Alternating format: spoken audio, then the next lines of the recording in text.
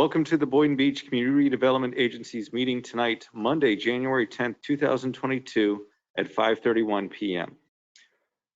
I'd like to ask everyone to please rise for an invocation by Claude Maxine. Je voudrais inviter Claude Maxine de Bride de Church à effectuer la invocation. Everybody close your eyes. Seigneur Jésus, adorable et tout-puissant, Père Saint, Père d'amour, Dieu de bonté, Dieu de miséricorde, Seigneur, Père Saint, Père d'amour, Papa, nous nous merci, Père Céleste, pour permettre que, Père Céleste, Père Saint, Père d'amour, Papa, et si à Ébord, de capable réunir, Seigneur Jésus, Père Saint, Père d'amour, Papa, ensemble pour capable discuter le bien de la communauté, Seigneur. Père Saint, Père d'amour, Papa, bénis chaque Seigneur Jésus qui va prendre la parole, Seigneur Jésus. Bénis famille, Père Saint, Père d'amour, Papa, et nous chaque qui l'a, Père Saint. Permettre-nous capables de passer un bon moment, Seigneur Jésus. Tout ça, nous va discuter pour la communauté, Père Saint, Père d'amour, Papa. Nous prions au Père Céleste, dans les noms précieux du Seigneur et Sauveur Jésus-Christ. Amen. Amen. Pledge of allegiance. I pledge allegiance to the flag of the United States of America and to the republic for which it stands, one nation, under God, indivisible, with liberty and justice for all.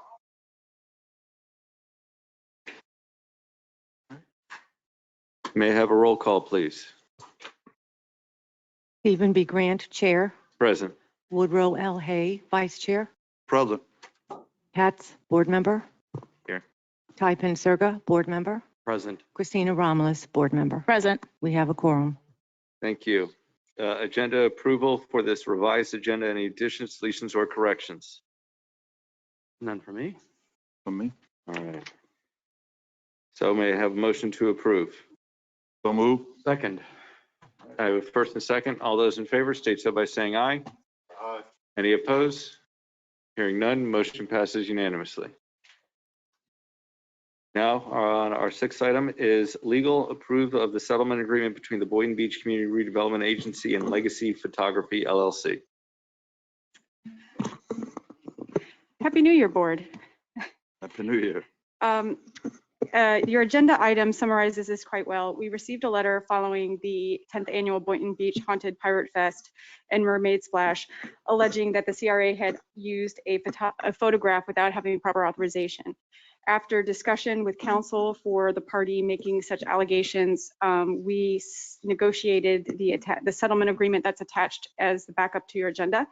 It calls for the payment to the aggrieved party of $7,500, and there is no liability. There's no admission of liability liability or guilt by the CRA as part of the settlement. And it forever waives any future claims against the CRA for use of that image at the 10th annual Boynton Beach Haunted Pirate Fest. And I'm happy to answer any questions, as is my colleague, Catherine Rosmell, who negotiated the settlement and who is in attendance tonight in the audience.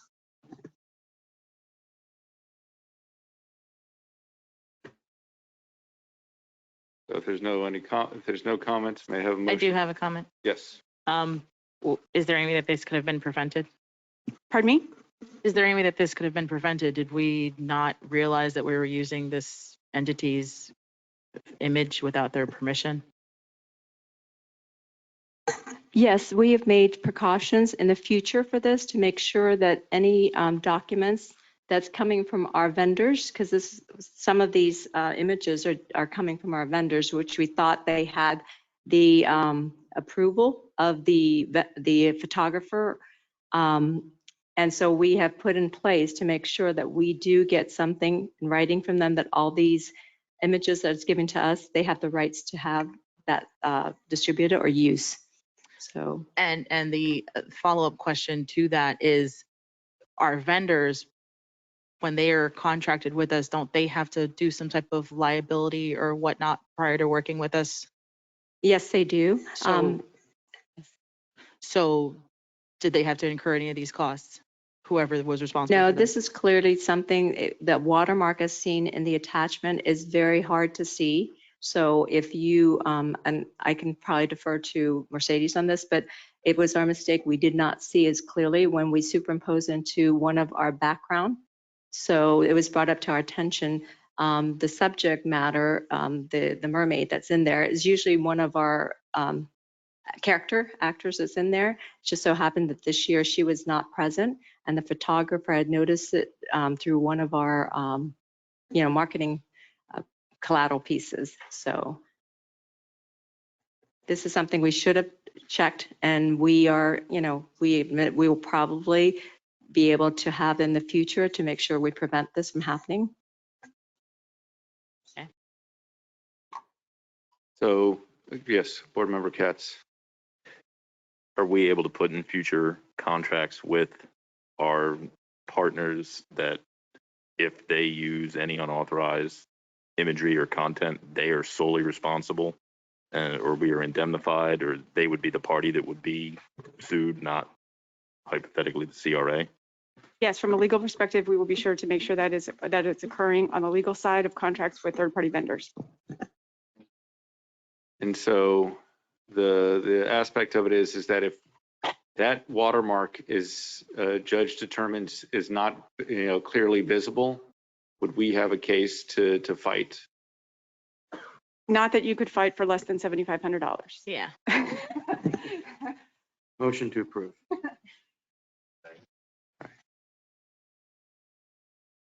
All right, seeing no further discussion, all those in favor state so by saying aye. Aye. Any opposed?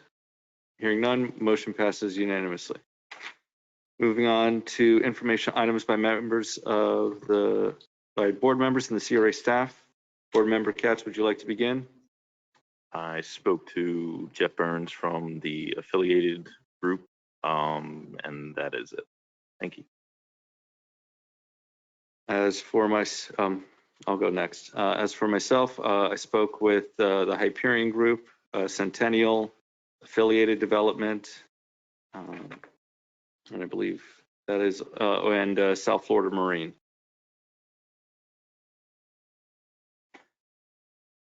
Board Member Romulus. Other than wishing everybody a happy new year and wishing you all a prosperous 2022, that is all I have for my informational comments. Thank you. Board Member Pensurga. Thank you, Chair. I had conversations with Jeff Burns, the Hyperion Group, Bonnie Miskell, and Centennial as well. And Vice Chair. Thank you, Chair. I did speak with Jeff Burns, Affiliate Development, Elizabeth Rowe of Centennial, and Dwayne Randolph of Randolph Development. That's it. All right. Excellent. And that is it for informational items. Our announcements and awards.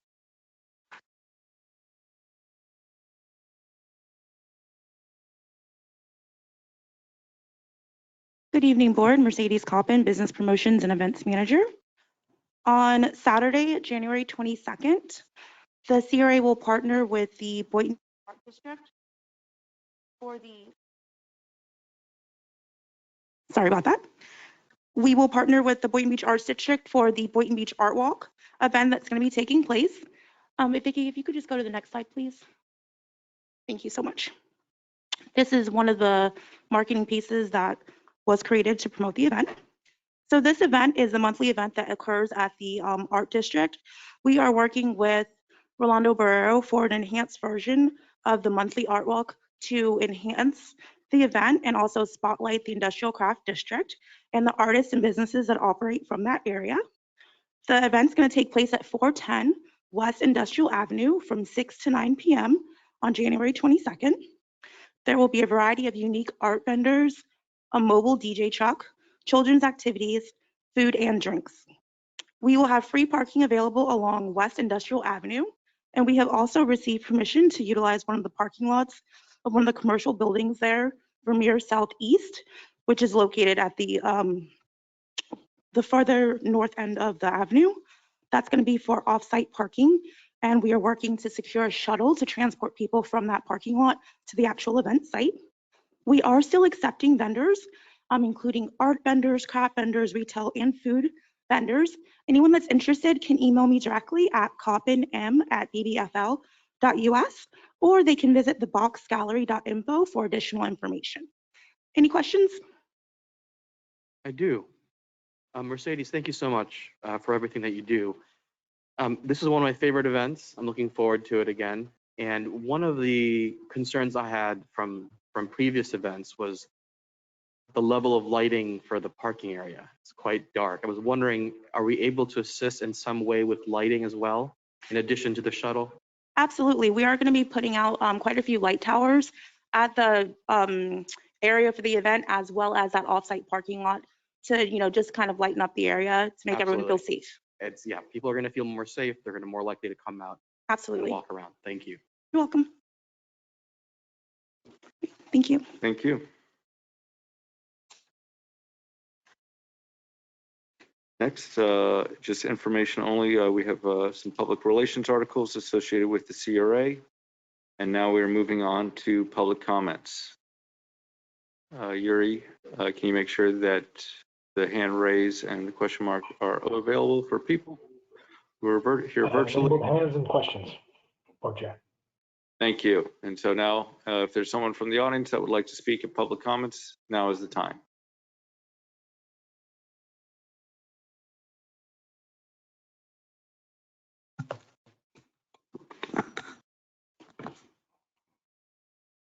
Tori Orr, Boynton Beach, 106 Northeast 7th Avenue. How everybody doing? I'm here tonight on the future bill on 4th and 5th. And I also have signatures of people in the community that's who's more concerned about it. I have over 100 signatures here of people who wants it, who doesn't want it, of this new project that we have that's coming from Azure. And I just have a few things to say about Azure. I see some of the work they done and it is okay, but I also see a lot of work that's not done and hasn't been done in the last 4 years. Down in Pompano, in predominant Black areas. Like I said, I see the work, but I also see the construction. And they have been there for the last 4 years. But I just want to know what make Boynton so special that they're going to come down here and build our community up in a year or two. They haven't even finished the property down in Pompano yet. So I don't want to know what make us so special that these guys are going to come here and build us up and move on. And I'm just not reading that this guy get this land for $10. Like $10. And we struggling to even put dad cams in cop cars. Just saying. And for us to sell property for $10 in Boynton Beach, and we can't even keep regular dad cameras in cop cars, that's kind of, And I want to know, could I leave these 100 signatures with the dais? Because I want y'all to look at those. There's some real good comments in there of concerns about residents in Boynton Beach. And I'm just asking y'all, if y'all do make a decision tonight, or however y'all do, I'm just now hearing about this over the weekend. And y'all know I had a real busy weekend. But I still put it to the side and read up all I could read up on this Azure guy. Azure Equities, LLC. I see one property on Martin Luther King and 31st in Pompano. It's still boarded up. So I just want to know what are we that special, Commissioner Hay, in Boynton Beach? For them to stop what they're doing and come build Boynton, they still got 4 years of work to do down in Pompano. And with that, I'm done. Any questions? For the $10, all the land that was on MLK, we also sold that for $10. So the aspect is that it's a government subsidized project. So that's the reason why it is not necessarily selling it for why it's selling at a loss at the CRA level. Okay. That's it.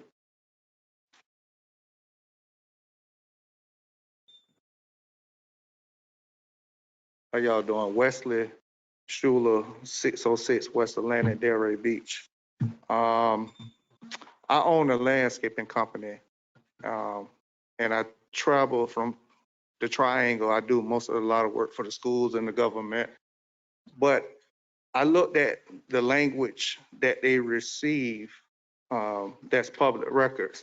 It is a bad deal, because what it's gonna do is gonna put y'all back in the same situation that y'all in right now with the city hall with the other developer. You gotta look at the facts. Sometimes the money, it looks good, but sometimes that money could burn you in the end.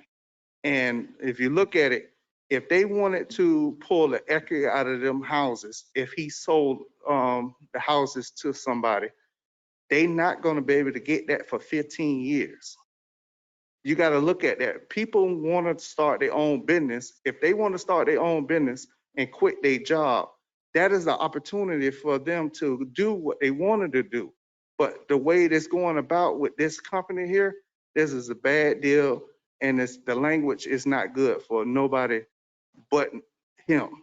Excuse me, which company are you referring to? The fourth and fifth. Okay. The Cottage District project. Yes. Okay, thank you.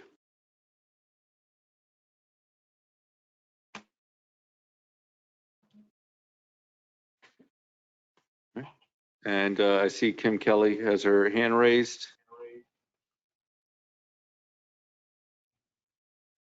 Kim? Hello? Hi, we Hello, can hear you. Hi, Kim Kelly, Hurricane Alley, 529 East Ocean Avenue, Boynton Beach. I just want to go on record. We are now under lease of the CRA, and I paid my first month's rent, and we are looking for either an extension lease, as our lease will be up in September 2021. And with that being said, with our relocation, we're looking to either secure some type of funding from the CRA to relocate, either if that's working with the developer or as a stipend or as in grant money. We're seeking about $300,000. This move will probably cost us over $500,000. So we just kind of want to put that on record so we can secure our future. All right, thank you, Kim. So what I would request is that with the consensus of the board is that if you could put those terms of what you're requesting and how long of an extension you'd want to the CRA executive director, and we could possibly discuss that at the next meeting. Board Member Katz? I guess I have a question. I don't have a problem with the extension, obviously, but I was under the impression that during the pitch by Affiliated for the project, that it was repeated over and over again that any machinations revolving around the move and relocation to the new property, that was part of the pitch, that was all taken care of. Am I confused? This question to staff, that's what was presented in the presentations that led to the ultimate selection of a partner? I was under that same impression as well. Yes, that's what was proposed to us in his proposal, and Jeff and Affiliated, I believe he may be attending virtually.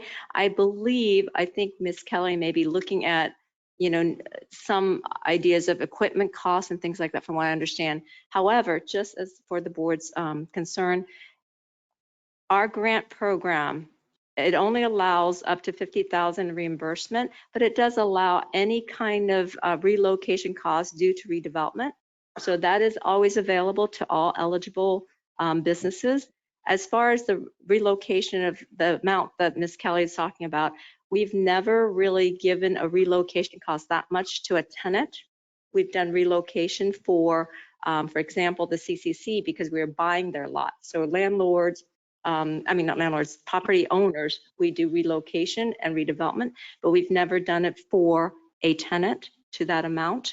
And I believe before we really commit to anything, we should really go through the negotiation with Affiliated to see what he has to offer. Because I think once we turn the property over to Affiliated, they have every right to negotiate. They have a side agreement with Ms. Kelly already for the relocation, and they can sequence the construction to make sure that it is mutually benefiting to all parties.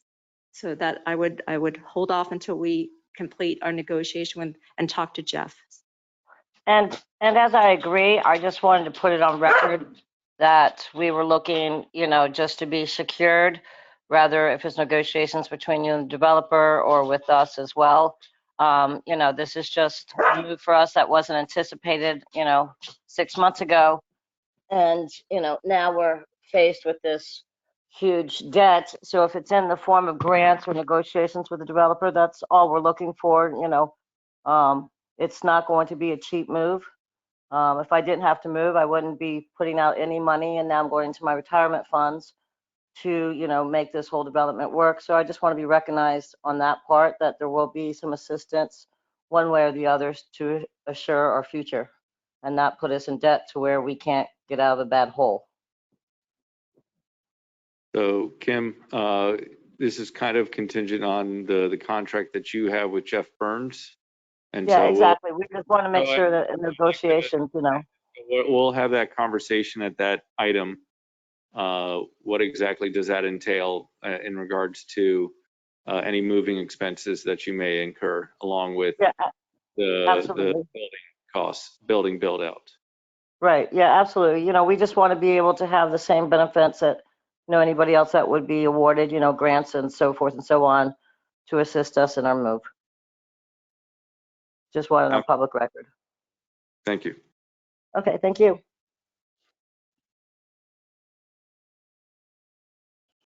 And Yuri, do you see anyone else with their hand raised? Yes, Board Chair, we have Ramona Young. I will unmute her. Thank you. Ramona Young, you were self-muted. We got someone still virtual. Excuse me? There's still someone virtually. So you will be next. Okay, I'm not very good at hearing. 1 second. Ramona, you're currently self-muted. Okay, I can wait. Okay, thank you. So would you like to speak now? We were just talking to Kim. I'm living in a building of 517 East Ocean. Can you state your y'all name bought and that? address? Can you state your name and address for the record? My name is Freddie Brindley. I live in apartment 5 of 517 East Ocean Avenue, and we have your item up for discussion at 17C. So if the board would be willing, we can move it up on the agenda the entire night. Okay, so I'm asking for a lease extension. Should I do that now or talk about? I'm going to ask that the CRA board moves up your item so it's not the last thing at tonight's meeting. So we're going to discuss it in a little bit. And where's the feedback coming from? No. Okay, I'll sit down. Yes, thank you.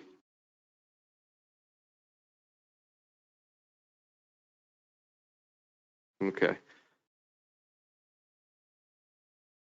So we're going to go back to Ramona for public comments.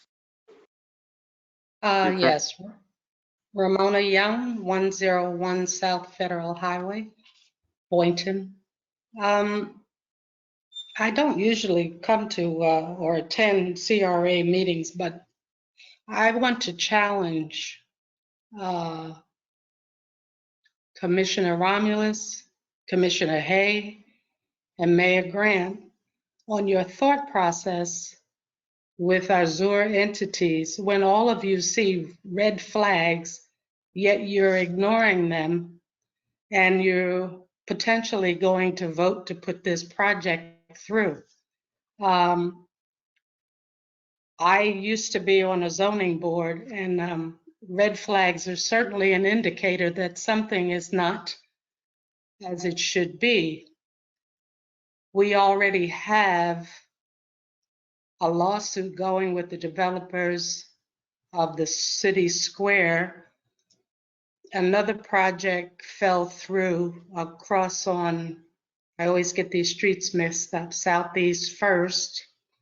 There's a vacant lot that was supposed to have building on that also has some issues that I've never seen anything happen there.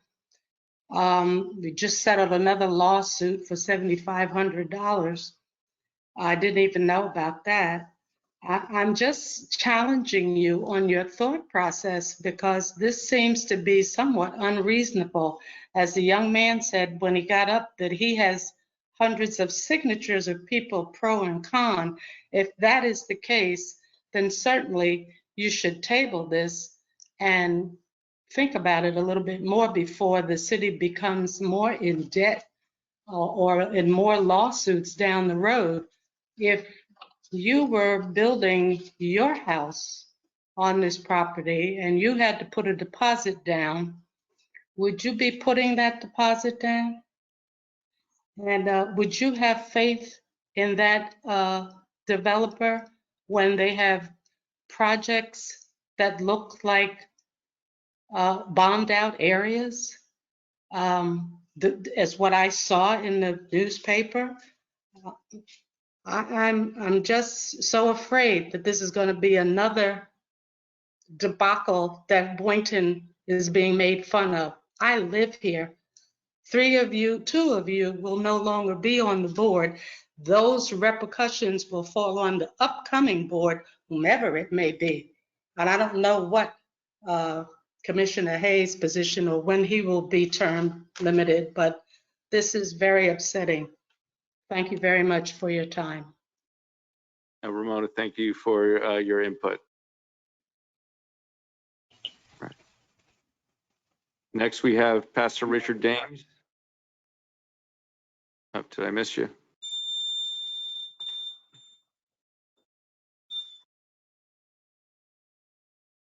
Oh, he just left as an attendee. Yep, there he is again. Pastor? We're not getting any sound from your microphone.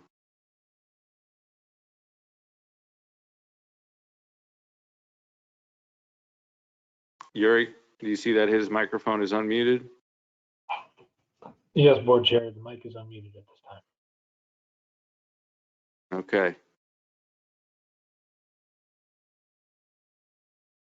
So, Pastor Dames, it just looks like you put your hand down, and we're not getting any sound from your microphone. If you'd like to speak at public comment, or you can write a question into the chat, I'll be able to read that out. But I don't know if it's your internet, but we are not getting any volume from your microphone.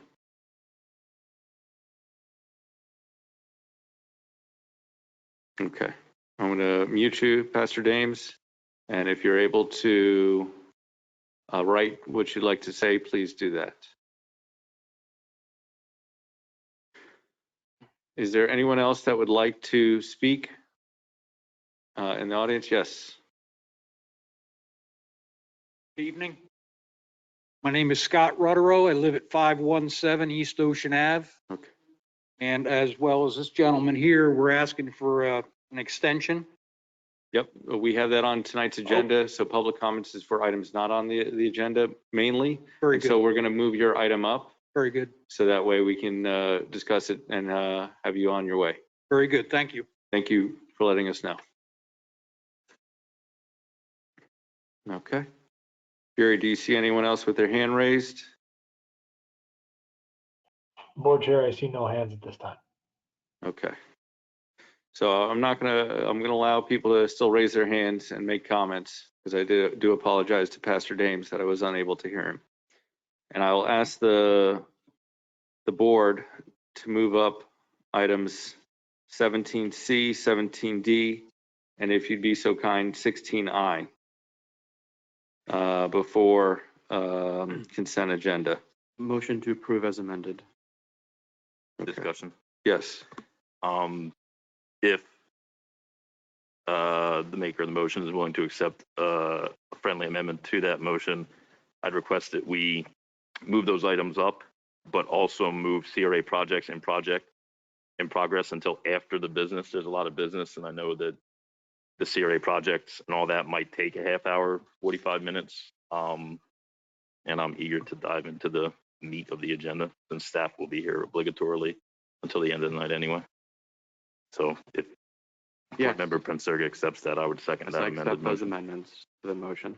Okay, so you're saying to move up the CRA projects in progress until after the new business? Bump it down beyond, yes. And then move up the items that were requested, or you requested, Okay, to the beginning of an agenda. to be the next business at hand. Okay. And so we have I need a verbal confirmation. Yes. Okay. And do I have a second to the amended Second. motion? I have a second. Any further discussion? Seeing none. All those in favor state so by saying aye. Aye. Any opposed?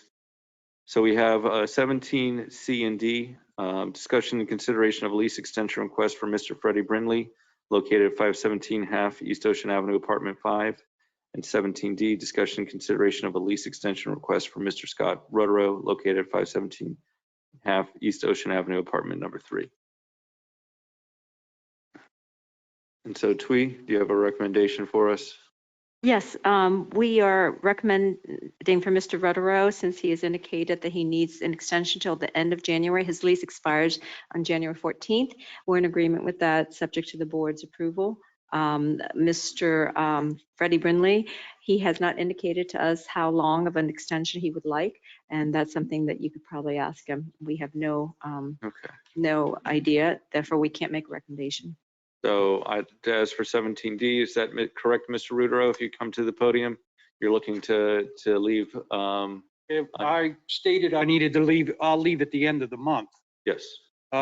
If there's a way I can extend that to the middle of February, it'd be great, because it's a difficult time right now trying to find a place and save up enough money to get out. So the middle of February, are you saying? That gives me enough time to vacate the premises. Okay. And so I'm gonna ask that there's 28 days in February, so that on the 14th. That's fair. By 5 o'clock, you hand over the keys to the CRA. That's correct. Okay. And so if that's, may I have that in a motion? So move. Is there a second? Second. Yes, Board Member Katz. Just a point of clarification, is there any rent to be assessed during the additional month? Yes. And now we also have the deposit left as well, so we can, upon board Are direction. you okay if we use your deposit for the month's Yeah, rent? my security deposit, you can use that if need be. That's money that's already been spent, so Okay. I don't have an issue with that. All right, so. The only thing I would say is the deposit the same thing, Teresa, is the same amount as, okay, great. As the current rent, that's all, just want to make sure that is. Okay. And I guess, again, a question for staff. I assume that whatever conditions existed in the current lease as far as maintaining the property, and just from our legal perspective, that the lease is basically in effect for another month. Yeah, we won't be executing any kind of extension. This will just be a waiver of an agreement not to enforce any kind of eviction through that period of time based on rent in a holdover manner. Thank you. So I have a motion and a second. All those in favor state so by saying aye. Aye. Aye. All those opposed? Hearing none, motion passes unanimously. Next, Thank you. You're welcome. And then as for Mr. Brindley, would you like to come to the podium?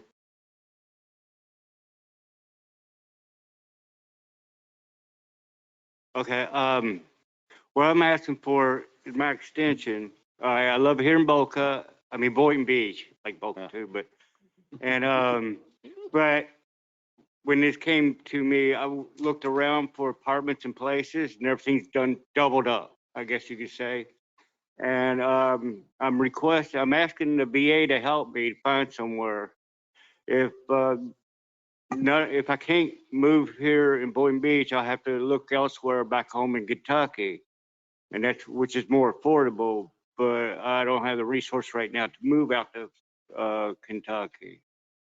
And I like to really extend my lease. I don't know how long Hurricane Alley's going to be here. I don't know. As long as possible, to give me as long as possible to look. I'm sure maybe something around Boynton will pop up that I can have, you know. And So you're so- looking at a 1-bedroom at what I'm paying now. And so. And I got furniture for a 2-bedroom, and now I'm losing everything on this deal. Twee, when does Mr. Brindley's lease expires? It's already expired January 5th. I think one of the concerns we have is just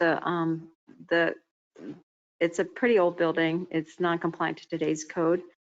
He acknowledges everything is, the existing condition exists, but one of our concern is really, some of the safety codes that are in there. So we're willing to work with him, but we just don't want it to be indefinite. Well, I've been a plumber there. I don't see any codes that's been broken. I was also there when they redid the roof. Again, I don't see any code broken. As far as the plumbing, it's up to code as far as I know. As far as they don't build the roof, I think that building will be there for another 10 years with no issues. Well, one of the things that we had for the previous landlord was that nothing past 90 days.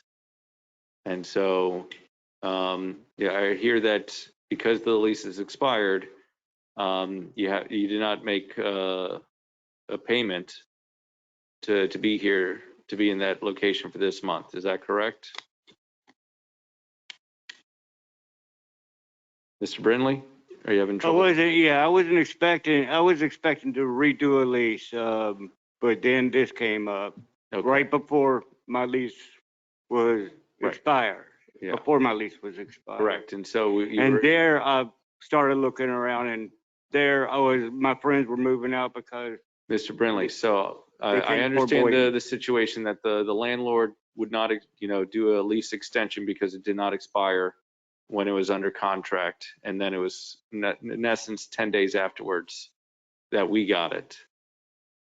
So what I'm stating to the board is that if they are willing to provide a 90-day extension, provided that payments are made.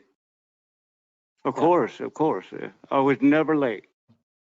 Mr. Brindley did make his January rent payment. Oh, he did. So he Yes, is, sir. he is in compliance. Yes, he is. Okay. Yes, Board Member Katz. Also clean up the park while I'm there. And, I really keep an eye on the park, and Boynton Beach is great on no drugs and no crime from where I'm living. I support the 90-day extension on. That's your motion. I would second it. Motion. Second. Okay. And so, so that means it would be to April 5th. If it's on the 5th of each month. Is that correct? Teresa? Is due on the 5th. His lease is up on the 1st. So whatever you decide. Okay. So we'll have it on the 5th. Hopefully the VA will help me out too, so. All right. So we have a motion and a second. All those in favor state so by saying aye. Aye. All those opposed?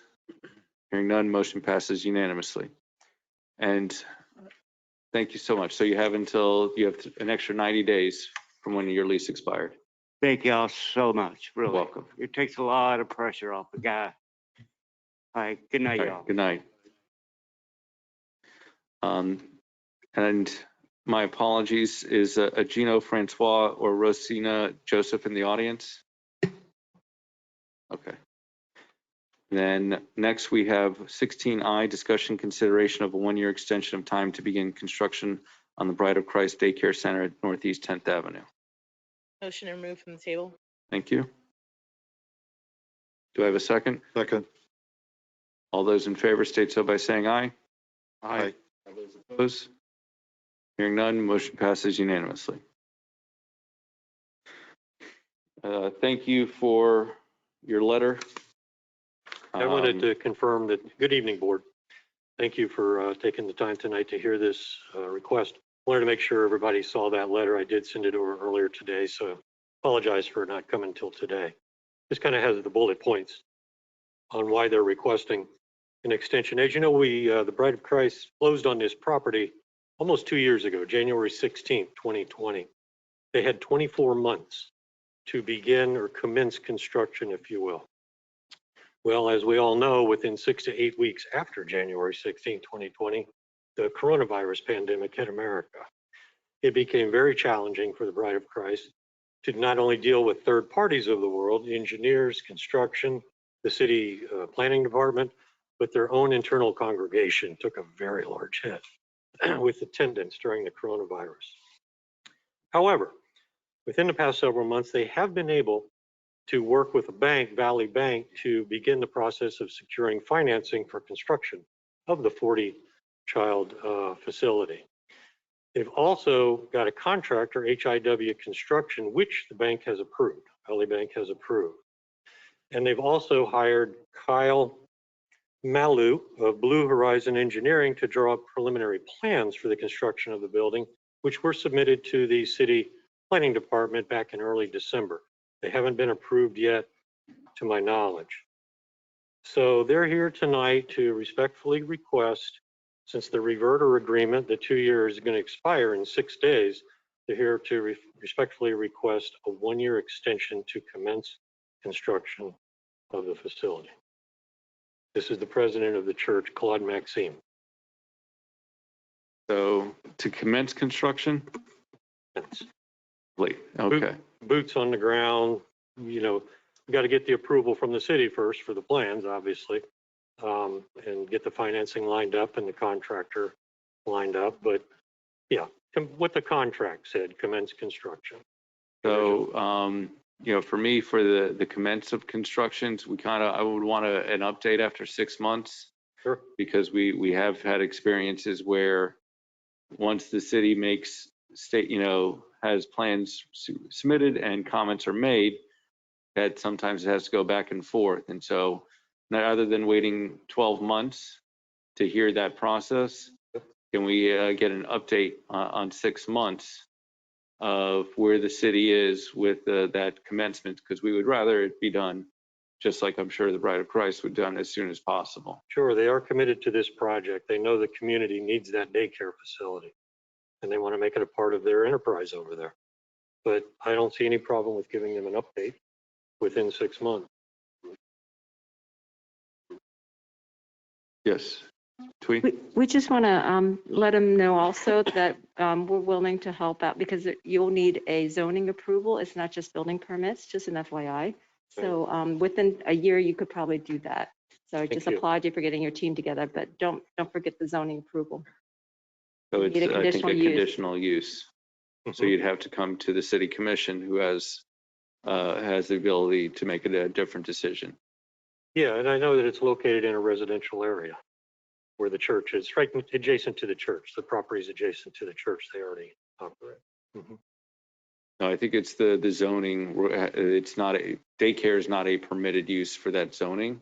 So it has to go through the conditional use. Yeah, I'm not sure of that, to be honest with you. So what the CRA is saying is that is also a 3 to 4 month process. So when you get the site plan approved, you know, that's something also that you would need to do and start putting in. Okay. So that's where they're saying they're willing to assist. We can connect you with the staff so that you're not going to be surprised when you get comments from the building department in your permit. Okay, we'll do it tomorrow. We'll make sure you get Amanda's and Mike Rump's just to move along. Thank you. Mr. Orr, is that your hand raised? And next time, just come to the podium. Anyone in the audience, if they'd like to speak. Board Chair. 106 Northeast 7th Avenue. Yeah, I want to speak to those the church people about this daycare center. And I want to know what the percentage of the community of District 2 is going to be allowed in that daycare center. I know it's going to be hooked up to the church, but is it going to be open to the community? How much percent?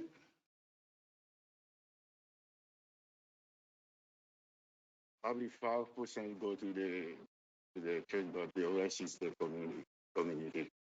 So you say 95, okay, thank you.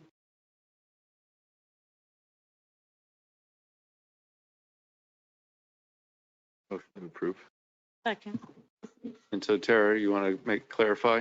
Yeah, so the motion is to approve a 1-year extension of to commence construction, AKA boots on the ground, as that term is meant, with reasonable diligence shown through the permitting process and a 6-month update provided to the board on the status of permitting. So we have a first and a second. Seeing no further discussion, all those in favor state so by saying aye. Aye. Aye. Those opposed? Hearing none, motion passes unanimously. You're welcome. Good evening, board. Good luck. Board Chair Grant, Yes. I just wanted to note that Pastor Richard Dames did enter a question. Okay.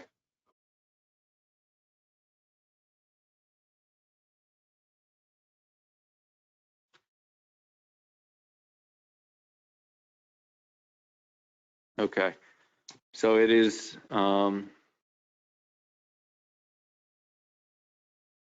okay.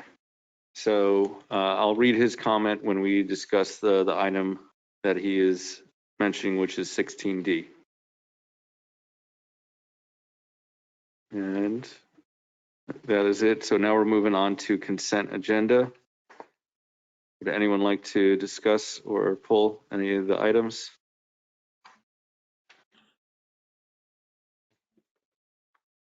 Not, may I have a motion to approve. So move. Second. Seeing no further discussion, all those in favor state so by saying aye. Aye. Aye. All those opposed? Hearing none, motion passes unanimously. Next, we go to old business, discussion and consideration of development agreement between the CRA and Centennial Management Corporation for the commercial component of the MLK Junior Boulevard Corridor Mixed-Use Housing Project. Good evening, Chair and board members. Tweesh of the record. This development agreement has been presented to the board. We are continuing to work with Centennial. However, Centennial has indicated last week that they would like to convert this to a loan agreement. Since then, Ms. Elizabeth Roque has written to us after researching their business terms and business deals, and they felt that they don't need to have this as a loan agreement, and they would like to pursue this funding agreement as it is presented. Staff has had progress with negotiations with the language, the finer points of the language, and we have provided just the latest draft. The draft that's in the staff report right now is an older draft, and Ms. Roque can probably tell you more about where they are in terms. We haven't had a chance to talk to her attorney as well. We just circulated the agreements just the last couple days. So we'd like to have a chance to also make sure that she's okay, her attorney's okay with the language that was proposed. So good evening, everyone. Evening. Happy New Year. Happy to see everyone. Yes. So yes, after reviewing and talking about our taxes and how these deals were all falling out, we were concerned that we may have a tax implications. But after further review, we're fine. We do not need anything in the form of a loan. The way that the agreements look right now, we're fine with the reimbursement process. And as far as where we're at with the documents, I think everything looks really good. We had a meeting last week. I think we pretty much had a meeting of the minds there. So I think it's just now reducing it to a final document and getting them all signed.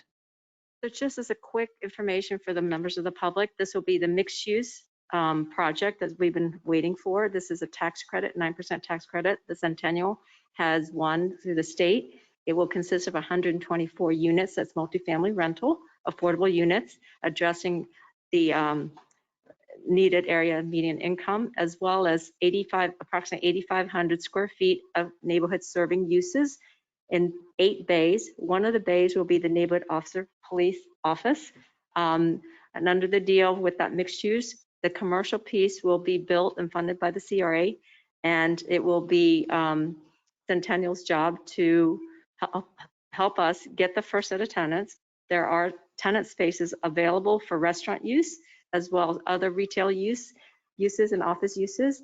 And the rent will be fixed at up to $22 a square foot for 10 years. In the 5th year, there could be an escalation for the cost, consumer cost index of 3%, up to 3%. So there's a lot of the deals that are inherent in this agreement that has been negotiated to the favor of the community, so that the community can have the uses, commercial uses, along with the new units that are going to be in this corridor. We're hoping that the additional funding that will be provided to Centennial will preserve the quality of this aesthetically, as well as maintain it for whatever the years that the state is requiring Centennial to do. So just want to give a quick update for that.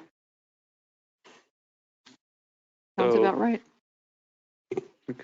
Just for the record, for my edification, are we on item A, the commercial? Yes. Purchase and development agreement? Just making sure we're all clear. And so that is the development agreement that you gave us, correct? So the one that has agreement, yes, I'm sorry. Yes, it actually has the first page ends with 2A for eligible expenses. So Yes. the commercial, for the commercial component. So that is a reimbursement funding. So Centennial will buy all the goods and materials and services. They will present us with all the receipts, and they have a certain number of days to submit it for us to reimburse them that amount. This has already been funded in the CRA budget for this fiscal year, and it'll be approximately $2,025,000 and some change. Okay. And so, Tara, it says that under, I guess, 5G, developers should not be responsible for tenant improvements for units number 1 through 7.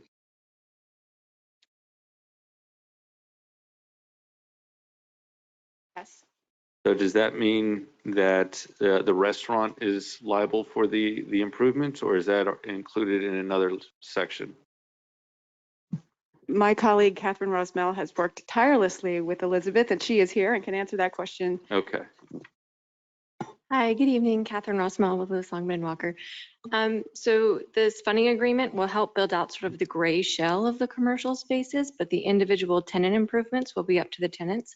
However, if there is any funding left over after I'm going to say the prioritized eligible expenses are completed in here, then that secondary money that's left over could be put towards very certain tenant improvements. So generally speaking, the CRA would help with the original very basic build out, and each tenant would be required to customize their space. Although this does not include the funds that individual businesses could apply for commercial reimbursement grants, correct? Correct. Yeah. As well as the rent assistance as well. Right. So all eligibility criteria for those rent programs are available to any of the businesses in the area. So that potential leftover funds that you're talking about, would that go towards the commercial reimbursement grants, or that's for this? You're saying it would just potentially help? It would add be, some more. it's separate from that. Yes, it would be. In addition to. Yes, in addition to. So, and it's also the fact that we're saying 5C, developers shall designate units 4 and 5 solely as restaurant spaces. Is that correct? Yes, that's correct. Okay, so it's in your best interest to I guess, find a tenant soon to help with the build out, or, you know, how do you? Well, not necessarily, because the way that it's going is first we build the shell of the building. Mhm. And right now we have it built out as 8 bays. Once we define as far as the restaurants, we're going to make sure that the ventilation is there, grease traps for restaurants are put in. So I guess the nuts and bolts of what would be required by a restaurant will be there. That's why we had to designate 4 and 5 for that. But yes, marketing for a restaurant. So anybody wants to build a restaurant in MLK, we'd love to see it at the heart of Boynton. Okay, perfect. All right, so those were my questions. And you, yes, Tara.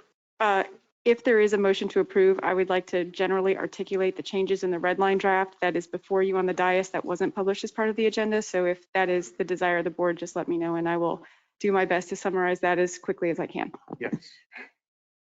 Could you? So if someone would like to make a motion to approve the development agreement as published in the agenda with the following amendments to the fourth whereas clause, changing the language in the fourth whereas clause, changing the definition section of eligible expenses to add some items, changing paragraph 2H, renumbering paragraph 2H, adding a definition of secondary eligible expenses, amending section 4A, amending section, 5E4,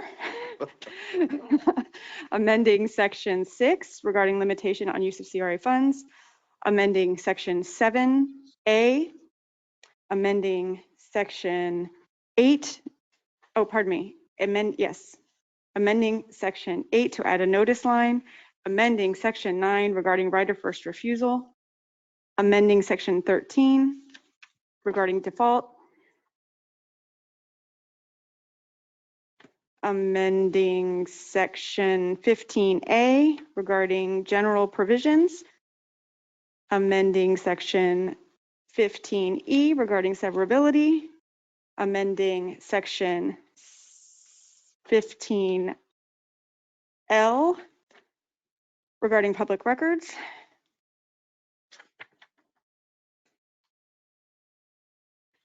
that's it. Just real quick before we make a vote, Catherine, I just want to make sure, because I have not reviewed the last set of documents that came back and forth between you and Randy, I think today. Are they basically where we were?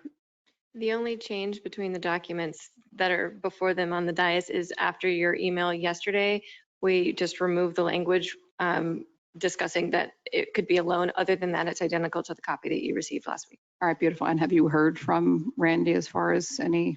I have not, so perhaps we could make this motion subject to both legal approvals. Well, it doesn't have to be executed. If there's any changes from what is approved by the board tonight, we can bring it back in February. Beautiful, perfect. Thank you. So it's subject to legal approval then? It'll be subject to final legal review, and if Centennial's attorneys make any changes that are substantive that we feel that you would need to approve, we'll bring them back in February and you can amend your approval at that time. Thank you. So may I have a motion? Motion to approve, including all of the red marks that's been expressed by our legal. Discussion, just for clarification. Just for my understanding, because we've thrown the words reimbursement and loan, so I just need to make sure that I'm clear, because I am assuming that I'm clear, but I want to make sure, so I want to hear it just so I know I'm thinking the same thing. Can you just please explain where we went from reimbursement to loan and back to reimbursement and what that all means? We have direction from the board to do it as a reimbursement agreement, a development agreement. Because of tax implications, as Ms. Roque has indicated, they wanted to research that further. The loan is when you have to front the money up front. Okay. And you draw upon that amount. So at the request of Ms. Roque and Centennial, we halted our discussion with the reimbursement agreement. And then she got back to us recently, yesterday, to say that they've relooked at it and they don't need to do it in a form of a loan. So we're going back to what we've been discussing the last couple months. So simply put, from a procedural aspect, it's the CRA in a loan situation would provide Centennial the money up front and they would justify it later as they spent it. With reimbursement, they will provide us receipts and requests for reimbursement, and we will pay as those receipts and requests come in. So I'm thank you for that clarification. What I'm just trying to make sure is this is separate and apart from the previous conversation that we had about using ARPA funds for other expenses. Is this a different conversation?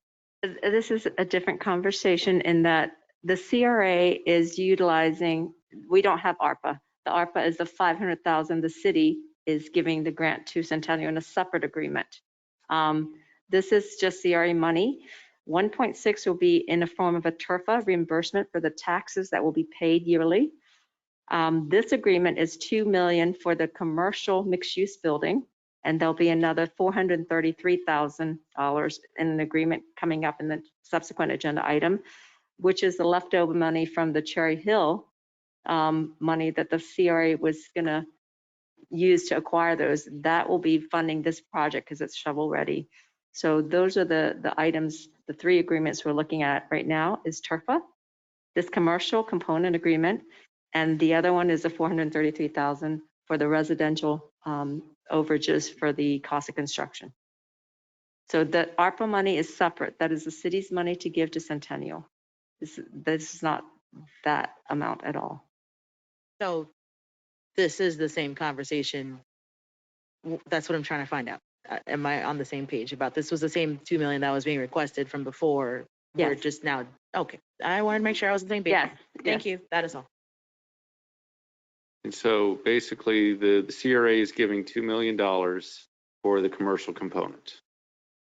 Build a gray shell and any other subsequent needs for the tenant space. Okay.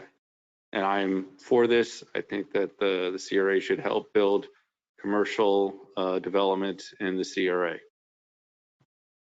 So we have a first and second, and I just want to clarify, is that subject to attorney review? Okay, I'm getting that the motion was. Seeing no further discussion. All those in favor state so by saying aye. Aye. All those opposed? Hearing none, motion passes unanimously. Congratulations. Our next item is discussion and consideration of a tax incremental revenue finance agreement between the CRA and Centennial Management Corporation for the MLK Junior Boulevard Corridor Mixed-Use Project. Yes, Board Chair, this is the second agreement for this development. This is the commitment of $1.6 million in tax increment revenue funding for the project. This will be $1.6 million to be reimbursed to Centennial for the term of 15 years. So this will be at 100% to help fund, once again, the cost of the overage that has been taking place due to the pandemic. And you've been provided a copy of that. I don't have a copy of that one. I only have the development agreement, and then this is the second development agreement, reimbursement obligations of the CRA, 433. Yes, you know what? There has been a draft that was circulated today, so as late as Right. today, I'm sorry. I believe, and Ms. Roque can correct me if I'm wrong, but I have been advised that this item is just for an update, that the negotiations are ongoing, but they wanted to secure the purchase and development agreements and agreement on the terms of those two agreements prior to finalizing this agreement. So I don't believe the draft that is before you is the final draft, and comments have gone out that were received today that have not been reviewed. So I believe this will be coming back to you in February. And one of the comments that I had that we really liked about the Ocean Breeze East is the washer and dryer in the facility. Thank you. So if we can make sure that that's part of the TRFA. Are those in individual units or per floor? On individual units. Okay. So we're looking to provide wash and dryers in the residential. Is that what you're looking at? No, that's part of the consideration for the TRFA. Oh, okay, yes. Okay. Noted. Yes. And so I don't think there's anything else. And so I do have a question on the TRFA. Are we discussing it or are we not discussing it? we're discussing it for February. I would say my advice to the board at this time is if there is any direction you would like to give to the developer or any points you would like to give to us to ensure that are included in the TRFA, you can certainly provide us that advice at this time. Okay, I just need for my own clarification, the 15 years and that 1.6 million that we're paying, is that in a tiered format or is it just the amount divided Is it evenly over 15 years or 1.6 million? So the way the TRFA works is we we had 3 different ways to do it. One of the best way to do it is to look at what the price has been for the taxes that were paid for Ocean Breeze East, which is last year's So taxes. Twee, my question was, is it 100% at 15 years? It's 100% at 15 years. Or so it could go over 1.6 million. No, it says not to It's a exceed. maximum of 15 years. Go only 10 years if it hits 1.6 Yes. million net. Yes, up to a maximum of 15 years. Okay, thank you. With up to a maximum of 1.6 million, whichever one comes first. Yes. Thank you. Okay. The term sheet that was presented to the board last month is included in attachment 4. So there are some general Yeah, I'm guidelines looking for at it. those. if Thank you'd you. like to look at. Thank you. Is any other questions or clarifications? Anyone in the audience or virtual? Seeing none, we have a consensus to move forward.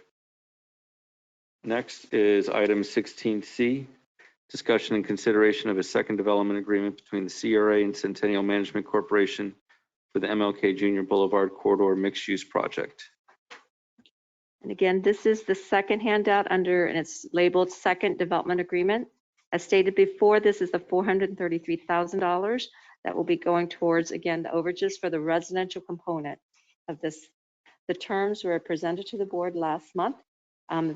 We're continuing discussion on this with Centennial, and it'll be under the same recommendation that the board approve. And Tara could go through those items as well, subject to both legal counsel's review. And if there's any substantive comments or changes, we will bring it back to the board for approval in February. And so is this a grant or reimbursement? This will be a reimbursement. Okay. I believe there was only one point that there was a difference between legal counsel for the CRA and legal counsel for Centennial, and that is on page, unnumbered page. It's item, I apologize. If you flip your handout to 2 pages, the 3rd page, section 5, hold on. So Paragraph 29, I apologize. Page numbers help. So 1, we're 2, saying 3, that 4, 5, page 5, paragraph 29. So we're saying that the agent is personally liable? Yes, and Ms. Rosmel's here as, again, she was party to the, she can provide her rationale. Ms. Rook can provide her rationale, and we will make whatever changes or agreements you prefer. Right. And yes, Catherine, would you like to begin? Go first, Julie. You can go first.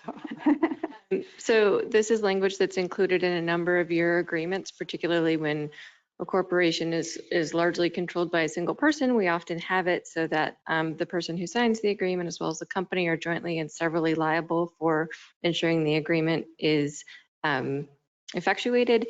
It's up to the board's discretion as to whether they think that's appropriate in this case. It's not in all of your agreements. It is in some of your agreements. And so Wells Landing Apartments LLC, is that the entity that owns the land? Yes. Okay. And so that means that if an agent that is outside of the Wells Landing LLC or an authorized representative, because the thing that I learned about agent is that it is not technically Wells Landing LLC. So in this case, this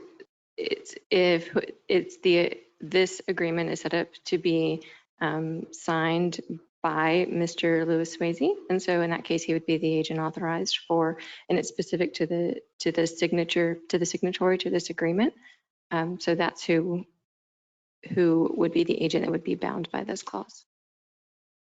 But isn't the principal and agency aspect of law, is that they're different? So you're saying that Louis Swayze is not the principal, he's an agent of his own LLC?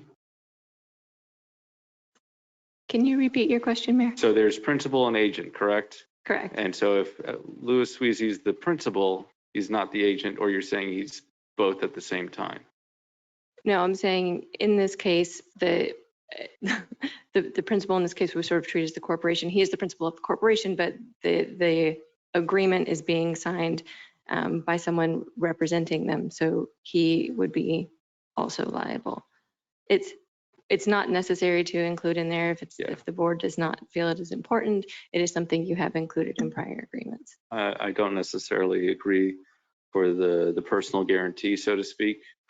And so, because like I said earlier, it's the principal of the LLC. Correct. And we are the equity provider putting up the money. So If I may. we're good. Just to, I don't speak lawyer, so all I'm simply going by is simply by the language that's in paragraph 29. It says, if this agreement is signed by the developer's agent. I'm of the opinion that if somebody's signing a document, that they should be liable for whatever happens after said document is signed and executed. So what is wrong with this language? Let me explain.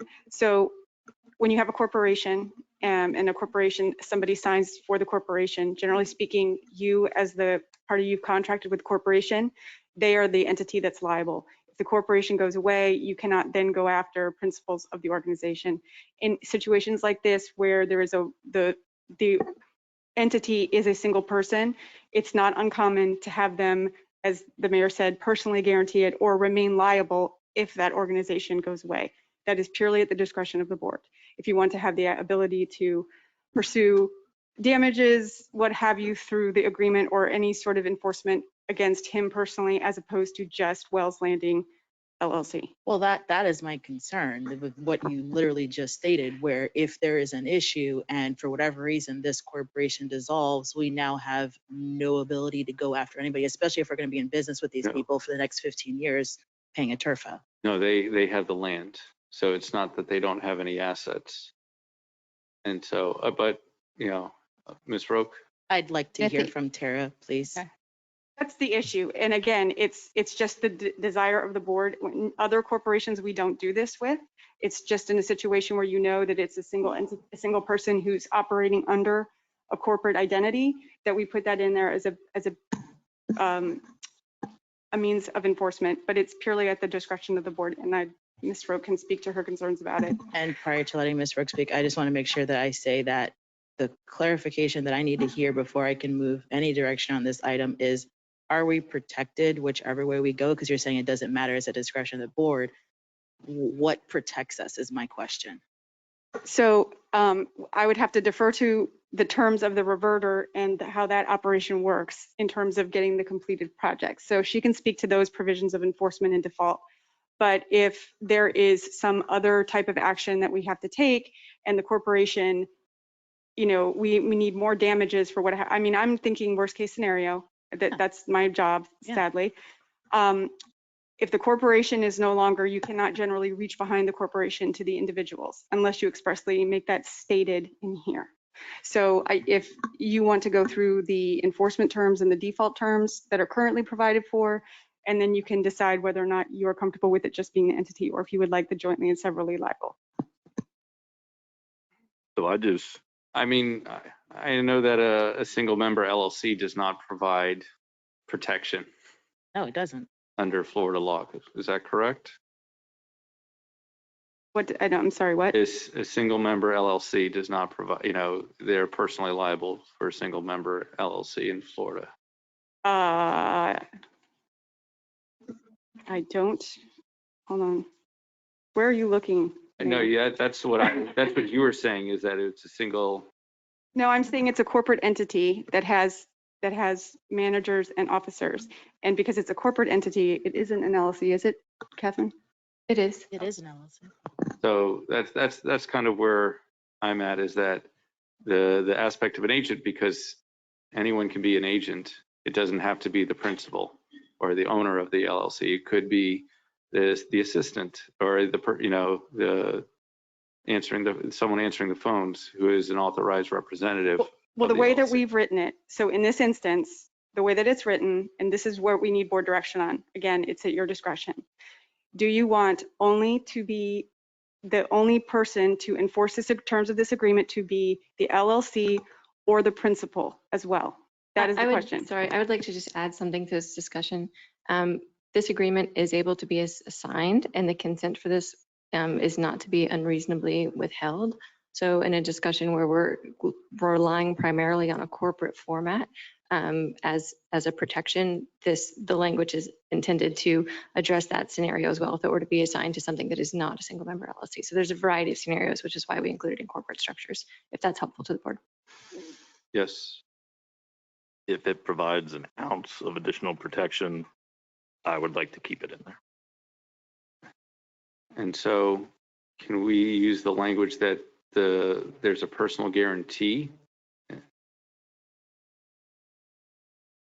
Well, okay. I don't know that Louis Sweezy is comfortable guaranteeing something personally.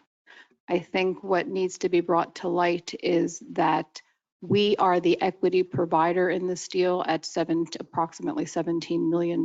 So we have a lot of skin in this game already. And typically when we do a lot of deals, he is not signing personally on the loan or the deal. I cannot speak for him. He is not here. I can try to get him on the phone, or we can just table this part until he can be present, because I do not want to commit him to anything at this point. But I think because we are the equity provider here, I think there's a lot of protection and we have a lot of skin in this game. So I think what the CRA is asking is if there's any additional surety, so to speak, that Wells Landing LLC is able to provide for this $433,000. It's just the $433,000. I think we can, for the purposes of approving the terms, the rest of the terms, what I think we can do is not, we don't have to formally approve it, but you can give consensus. I believe that Centennial is in agreement with the rest of the changes that are represented here tonight. So if you have any other concerns, we can go back, work that out, and bring them back when we bring the TRFA back next month. That's okay. Yeah, so I think that's what our legal team is saying, is that any additional protections besides just the LLC for this $433,000. Okay. I think we really need to talk to him and just kind of work that out the rest of this week. I think we'll be fine. All right. And so may I have a motion to table to the next meeting? Second. All those in favor state so by saying aye. Aye. Aye. All those opposed? Hearing none, motion passes unanimously. Item 16D, discussion. Yep. I have a question, not to put you on the spot, Elizabeth, but do you know off the top of your head the combined total in-state funding that Centennial has secured for both of these projects, Ocean Breeze East and MOK? Oh. Or a ballpark? I'm not. No. I could, while I'm sitting there, I can pull up the performers and take a look at it, but I couldn't tell you off the top of my head. The reason I'm asking the question was because I'm of the understanding it's a substantial sum of money, and I wanted to thank and show appreciation to Centennial and you guys, because this is millions of dollars in state funds that are being spent in the city on construction and development of properties that, you know, we did not have. It's free money from the state as a byproduct of your projects winning consideration and funding based on their merits. And I know the city for years and years had attempted to go down this route, and we had previous agreements where developers were unsuccessful, and it still shocks me to this day that you guys were able to secure twice in a row the 9% credits from the state, which has made these projects possible without allocating vast sums, additional sums of CRA dollars that could not be spent anywhere else, and now they are. So again, I'm just ecstatic and shocked that you guys anybody was able to secure the 9% tax credits from the state once, let alone twice in a row, given the track record we've had here. And the product shows that it's a great thing for the community. So I can't wait for the MLK project to come online. If I may, 20 million is what Ocean Breeze was for the tax credit deal. And then this was originally 30 million, but we're contributing so it'll be, this project total cost is about 34 million. Right. I know it's 34 million for Wells Landing, and kind of the numbers they were throwing around is we basically have about $50 million invested in the city of Boynton Beach. So, and we're happy to do it, and we'll still do more.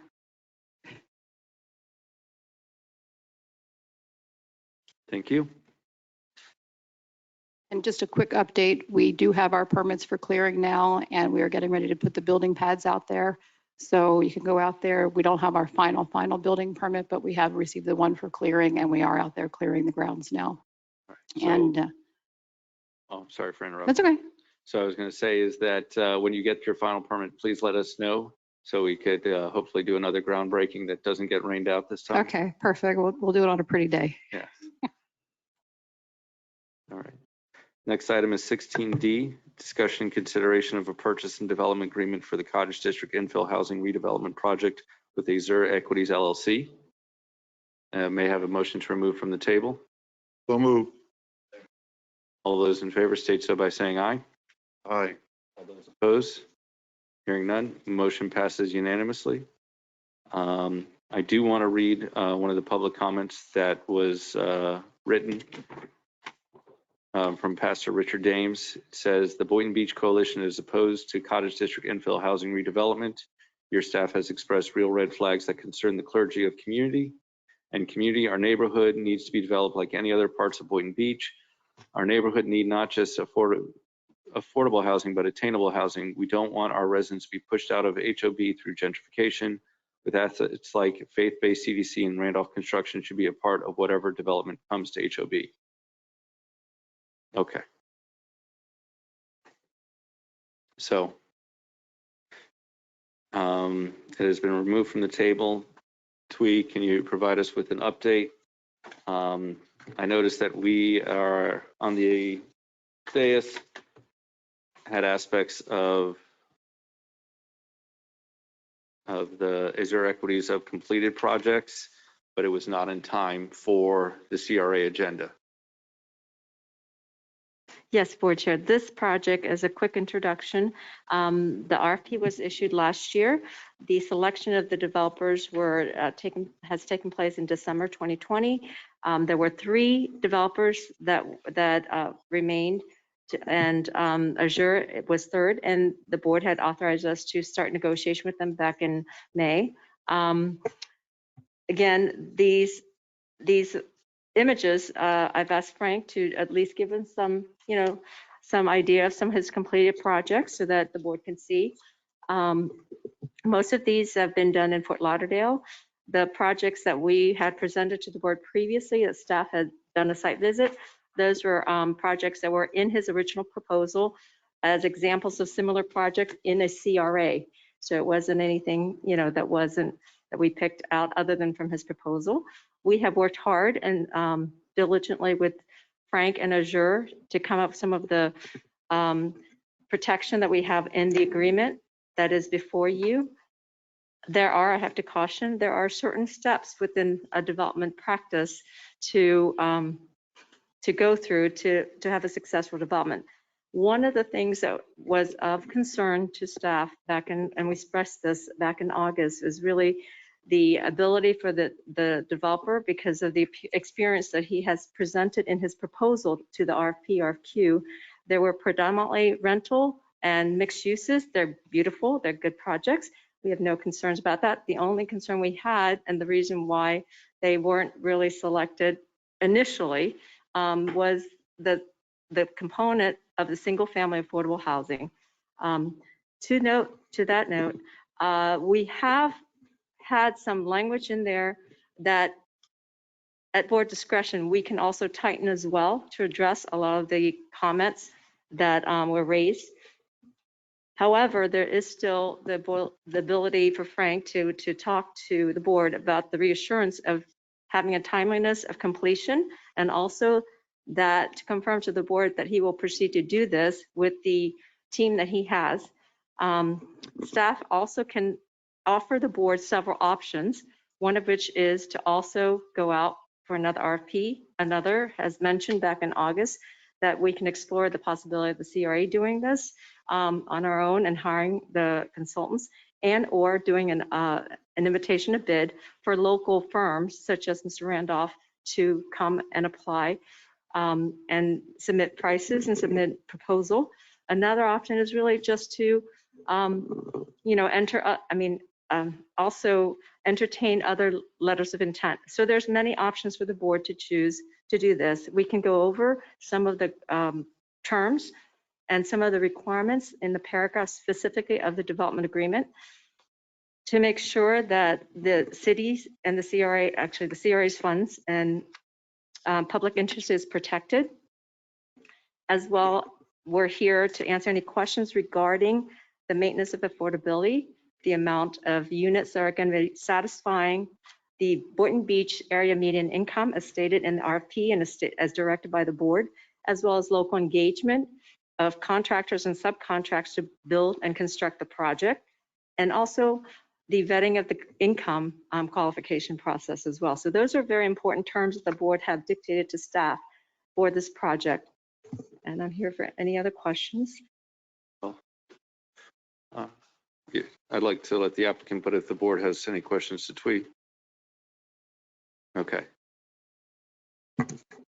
So Frank, we appreciate the pictures. We wish we could have had it sooner so that we could have put it into the CRA backup agenda. It's just, there's something a little more troublesome to me than actually winning or not winning this project. It's this kind of Gestapo-style prosecution that has been going on since the last time and since some company was awarded a project and decided to come on board. Attacking the project is one thing. If the project is not to your suiting, I totally respect that. Trying to attack our company and our basis and our values, that's completely not acceptable. For your information, on December 14th, when we came last meeting, we funded already close to $1 million into Boynton Beach Canary Village LLC. We were ready to start working. We've been working from the beginning. Everything that was thrown on us, everything the community wanted, we started working on that. If question could have arisen, they could have arisen over a year. This is not a development agreement just started yesterday. We've been back and forth with this board. But apparently, you know, about a month ago, some people decided to get involved into that game, and I became a smear campaign, which I cannot condone in any way. This is not the way we conduct business. I would gladly answer any questions. If there's any doubt in terms of our company, our CEO is here. We're developing hundreds of millions of dollars of projects, and building 40 houses is really not in question of are we capable or are we not capable of doing that. This is just strange, more than strange. So I guess my questions are, is that, do you say that you had local partners of Randolph Construction and the faith-based CDC? Are they still, of course, with you? So we still have local partners here. One of the comments was that it's not just affordable, but it's attainable housing. So if I'm not mistaken, you have a range of products that go from 249,000 to 400,000. Correct. Which, you know, I'm seeing prices of very old houses in the heart of Boynton go for more than that, and not be of new quality. And also, you are still having the park on Northeast 5th Avenue and 1st Street. Is that still part of the project? Everything has been on. I mean, we worked with the CRA, worked with the community. The first project we came in was a rental community. We were told that people wanted a path to ownership. They were supposed to sell those houses. People wanted garages. We changed the models. We added models with garages, and we've been working, you know, with a different site plan, with adding sites, we're reducing sites. We've been jumping through hoops trying to make this community happy, and all along keeping our partners and keeping our local partners. You know, people can talk about Pompano, but just a couple days ago, received a letter of support from the Homeowner Association, another project. We're currently developing 200 townhouses in Pompano. Contrary to other beliefs, I would say, we haven't changed one wall. And there's some pictures that we can show on the construction right now going on in Pompano. We still have the cantilever, we still have the covered balcony. We have not changed the exterior looks of anything that we're building. I mean, my quick question was, is that the pocket park is still a part of the project? Of course, of course. That was the yes. I'm sorry. Thank you. Those are my questions, that there is affordable and attainable housing, that we have local partners, that we have a park, and that we are able to move forward this month if the CRA board so choose to be it.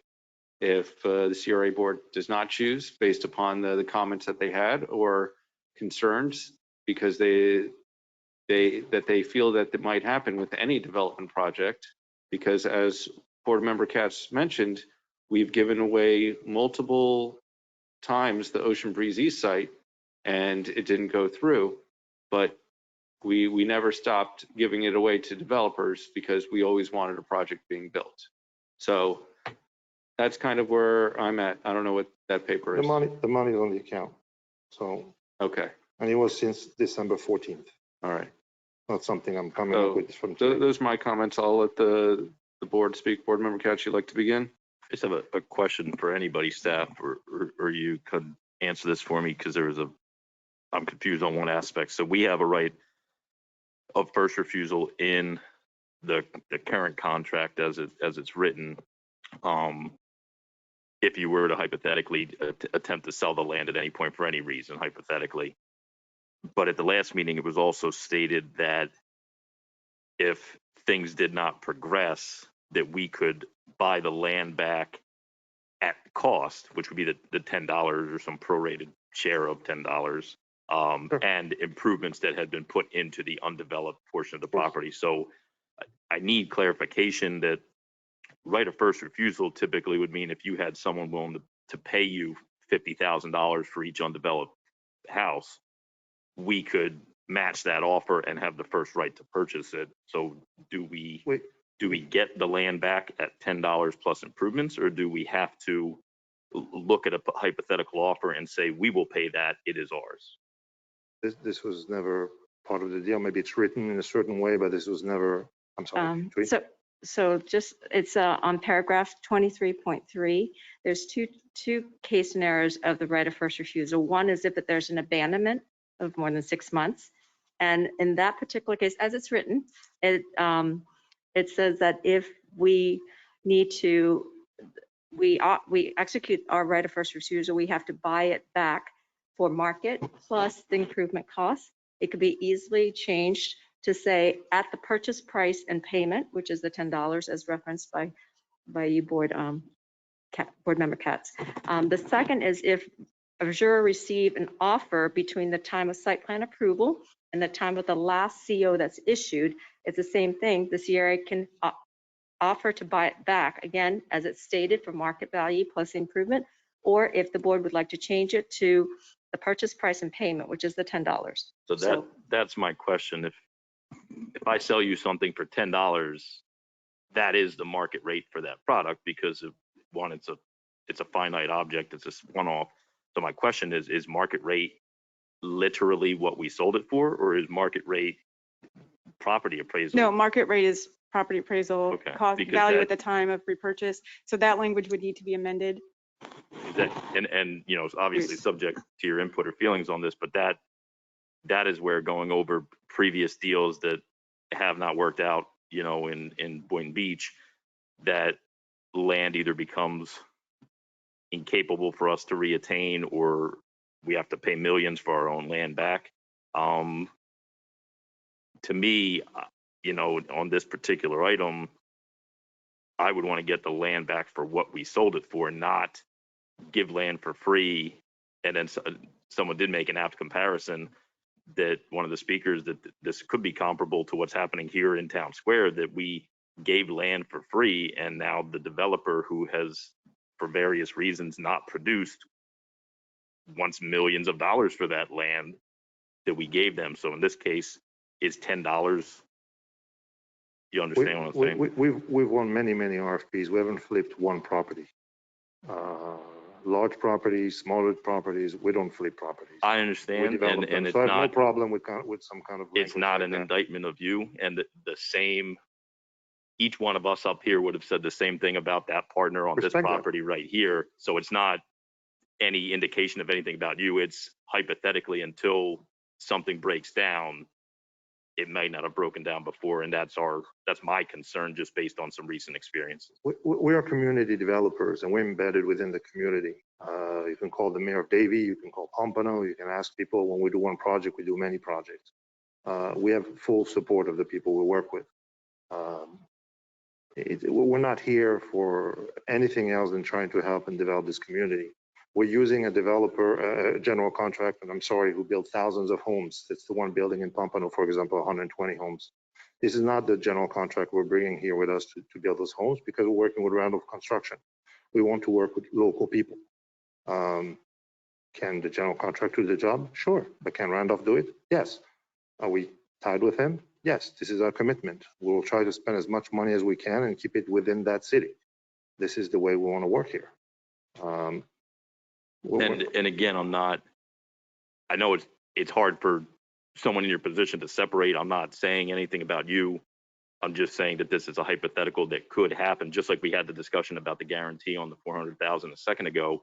So are you open to the change to what Twee just stated, that it says market rate or market price right now, but in reality, my preference, if something fell apart in the project, hypothetically, through no fault of anybody, that we do not pay, X amount per square feet. We pay $10 because we sold it for $10.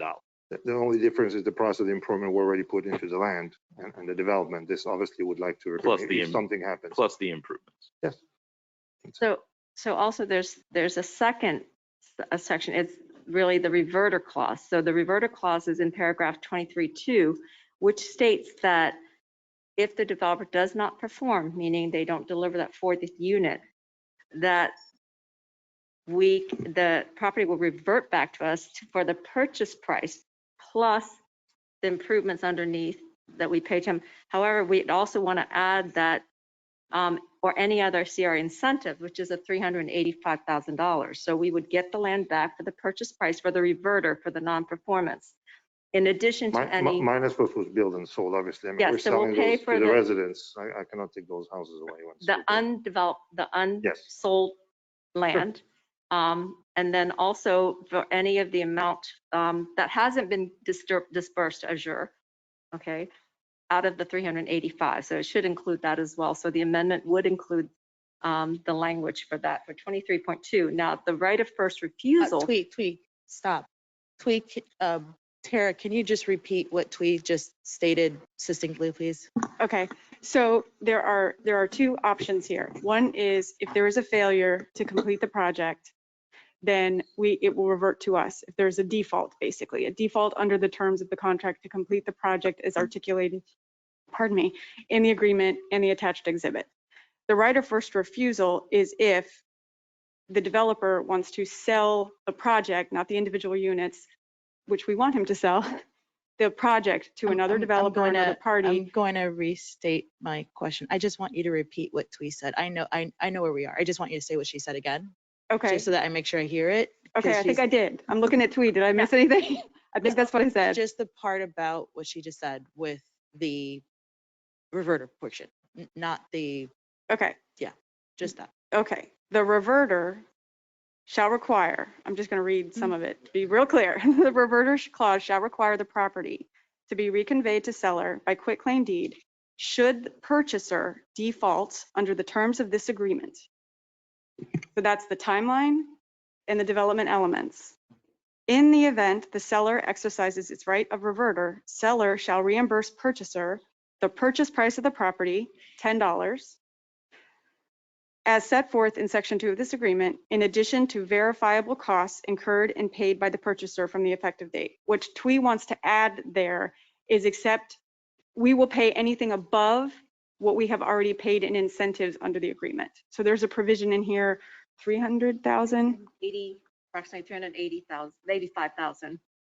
So the cost, if there's a default and it reverts to us, we will pay $10 and any amount paid above the 300 we're giving as an incentive. So we're not going to have to pay for improvements we've already paid for through the agreement as incentives. Does that make sense? Thank you. You're welcome. Get some of that portion back that we haven't given to him. So I can understand this. Okay. Are we saying that right now we basically gave the property away at $10, okay? Now, if Frank does something and repackage that, some developer comes in and said, I'll offer you $50 million for this project. Frank says, hey, good deal. Comes back to us, give us first refusal, and we say, we can't pay you that. We want to pay you the $10 plus whatever else we've given you. The question for you. So Go ahead. the question that I have is, Mhm. is it possible that he can deny that and go ahead and sell it for $50 million and walk away free? He can do whatever you say he can do. So the question before you with regard to the right of first refusal is the right of first refusal at the purchase price? Meaning if has an offer to repurchase the property for $1 million, we get the right of first refusal and we only have to pay 10. That's one option. Or it would be market, meaning he gets an offer for $1 million and then we would have to come back and pay $1 million. So as currently written, it would be market price. What Board Member Katz is suggesting is the purchase price, that we change that language to repurchase it at the right of first refusal for purchase price. And that's what I would support too. Okay. So what if he put in the water utilities and built roads? We would pay any amount above the $384,000 of incentives that were used towards that particular improvement. Does that make sense? So if they spent $1 million, so to speak, for all the utility work and all of the road work, we would have to spend that 600 and change for $1,000 the additional infrastructure, which would have value to any future development because it would be necessary. plus the $10. Correct. So Plus the $10. hence plus improvements. Well, technically, the 385 is divided It's increments, right? over the whole As development. applied to the property, the portion of the property that you are repurchasing, and we would require documentation. So it. And the same logic of the proration of these rates applies to if 15 houses were built and we acquired the remainder of the undeveloped land. Correct. We would cover improvement costs over the 385 at a prorated basis on the undeveloped land. We would not Correct. be paying for the cost for the developed and sold property. Correct. So those are the two changes that I'm hearing. You may or may not agree, but the two options, changes to what's currently before you, are one, to make change from market to purchase price, which goes from 1 million to 10, and then and to add cost of infrastructure that are not paid for as incentives, paid for by money provided by the CRA as incentives pursuant to this agreement. And any additional improvements outside of the 300, whatever some odd $1,000 that we're going to be paying in addition to that.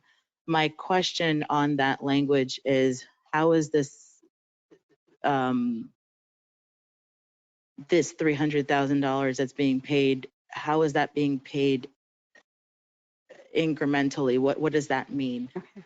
So in the agreement, there is provision that allows us to help cost share the improvements in infrastructure, realizing it will stay in the ground if anything happens. The first 50% of the $385,000, it's in paragraph, sorry. I think it's 21. So the first portion payout will be at time of receipt of the land development permit. And then the first will happen at the first CO, I believe. Are you on the purchase and development agreement? Yes, 21A, it's on the screen right now. Mm-hmm. The disbursement of 50%, which is $192,912, shall be reimbursed within 30 days after receiving the first CO for the first unit of the project, meaning all his infrastructure is done and he's ready to build up. The second disbursement is 25%, which is $96,456, shall be reimbursed within 30 days after receiving the certificate obviously for the first half of the total number. So the 20th unit, he will get another 25%. And the last disbursement will be done after we get the final certificate of occupancy. So it's done incrementally to make sure the project is moving forward. Okay, thank you. Yes, Vice Chair. I've had problems with this particular project from day one. Has nothing to do with Dwayne Randolph. I have high regard for his and respect. Also, the Boynton Beach CDC, excellent organization. But there's been too many red flags from the very beginning for me on this particular project. I read the contract information that I have here, and again, a lot of red flags. But I was thinking at $120 a foot, and you're going to try to keep it down to roughly 265,000 per unit, thereabout. I really don't see how that's going to be unless you come back to us and ask for some more money, because the going rate, as far as what my research shows, is somewhere up around $175 per foot. But be that as it may, I just feel that from the beginning, when we rated your company, it didn't turn out too good. Local hiring, that's good. But as we took a look at your history and the projects that you have down in the Pompano and Dana area, it just put a sour taste in my mouth, to say the least. And I just feel that we have options. I want this board to understand that we do have some options here. We do not have to accept this particular contract as it is written. There's no need to just jump at this just because it's here before us. I have an idea that I've talked over with the executive director, and I may ask her to speak a little more on it because she can explain how this could work a little bit better than myself. But here's how we could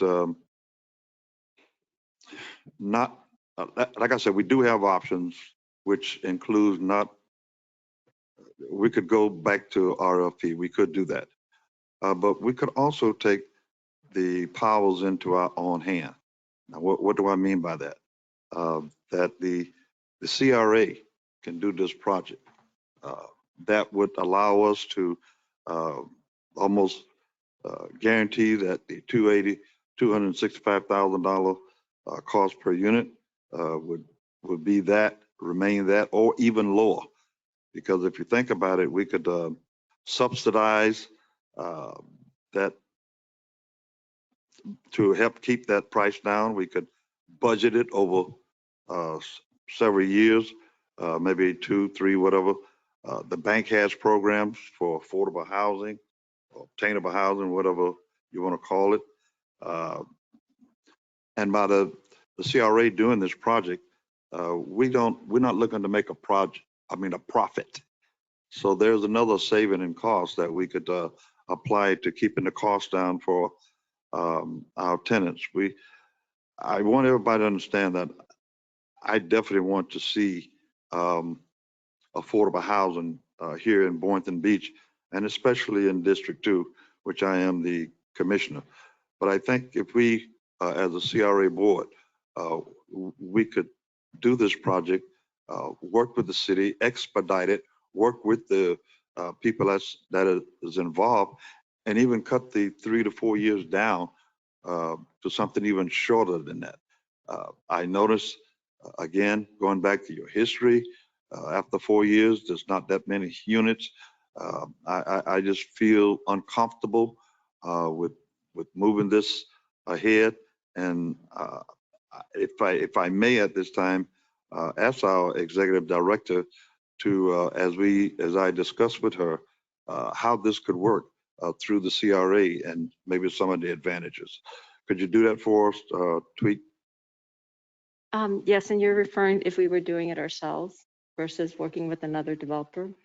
So technically, we would have to hire a consultant. We can do that by a number of ways. We can actually do an RFP, RFQ, or piggyback onto one of the existing contracts the city has for design consultants.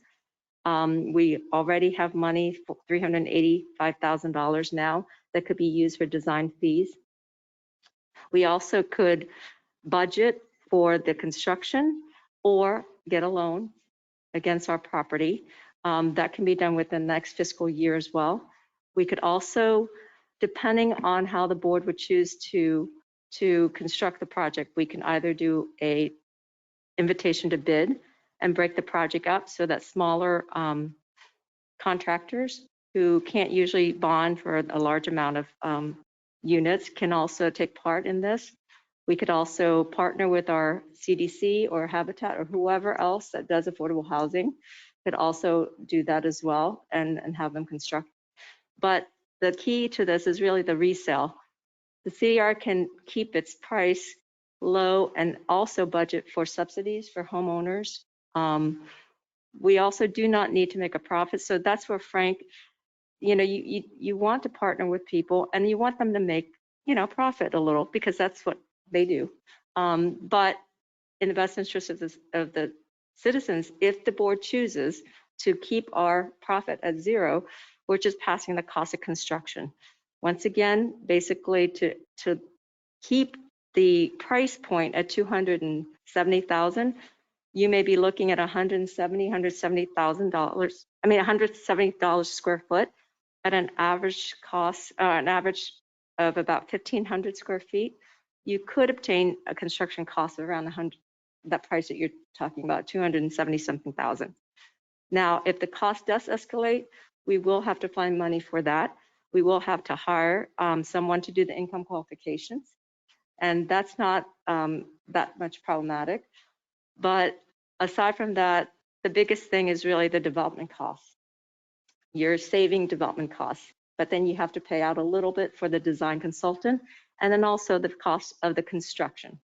So in a nutshell, you have more control, but you will still have to have consultants to make sure that the project goes well as planned. So there's a little bit more liability for the CRA to do it themselves. In addition, how much, would you anticipate for all the utility costs and the road costs? Because it's not like we would do, we can't just do one utility at a time. We would have to do the whole project first. And my other thing is that like you said, is that CRA's staff is not the one going to be doing this. We would be acting as the developer.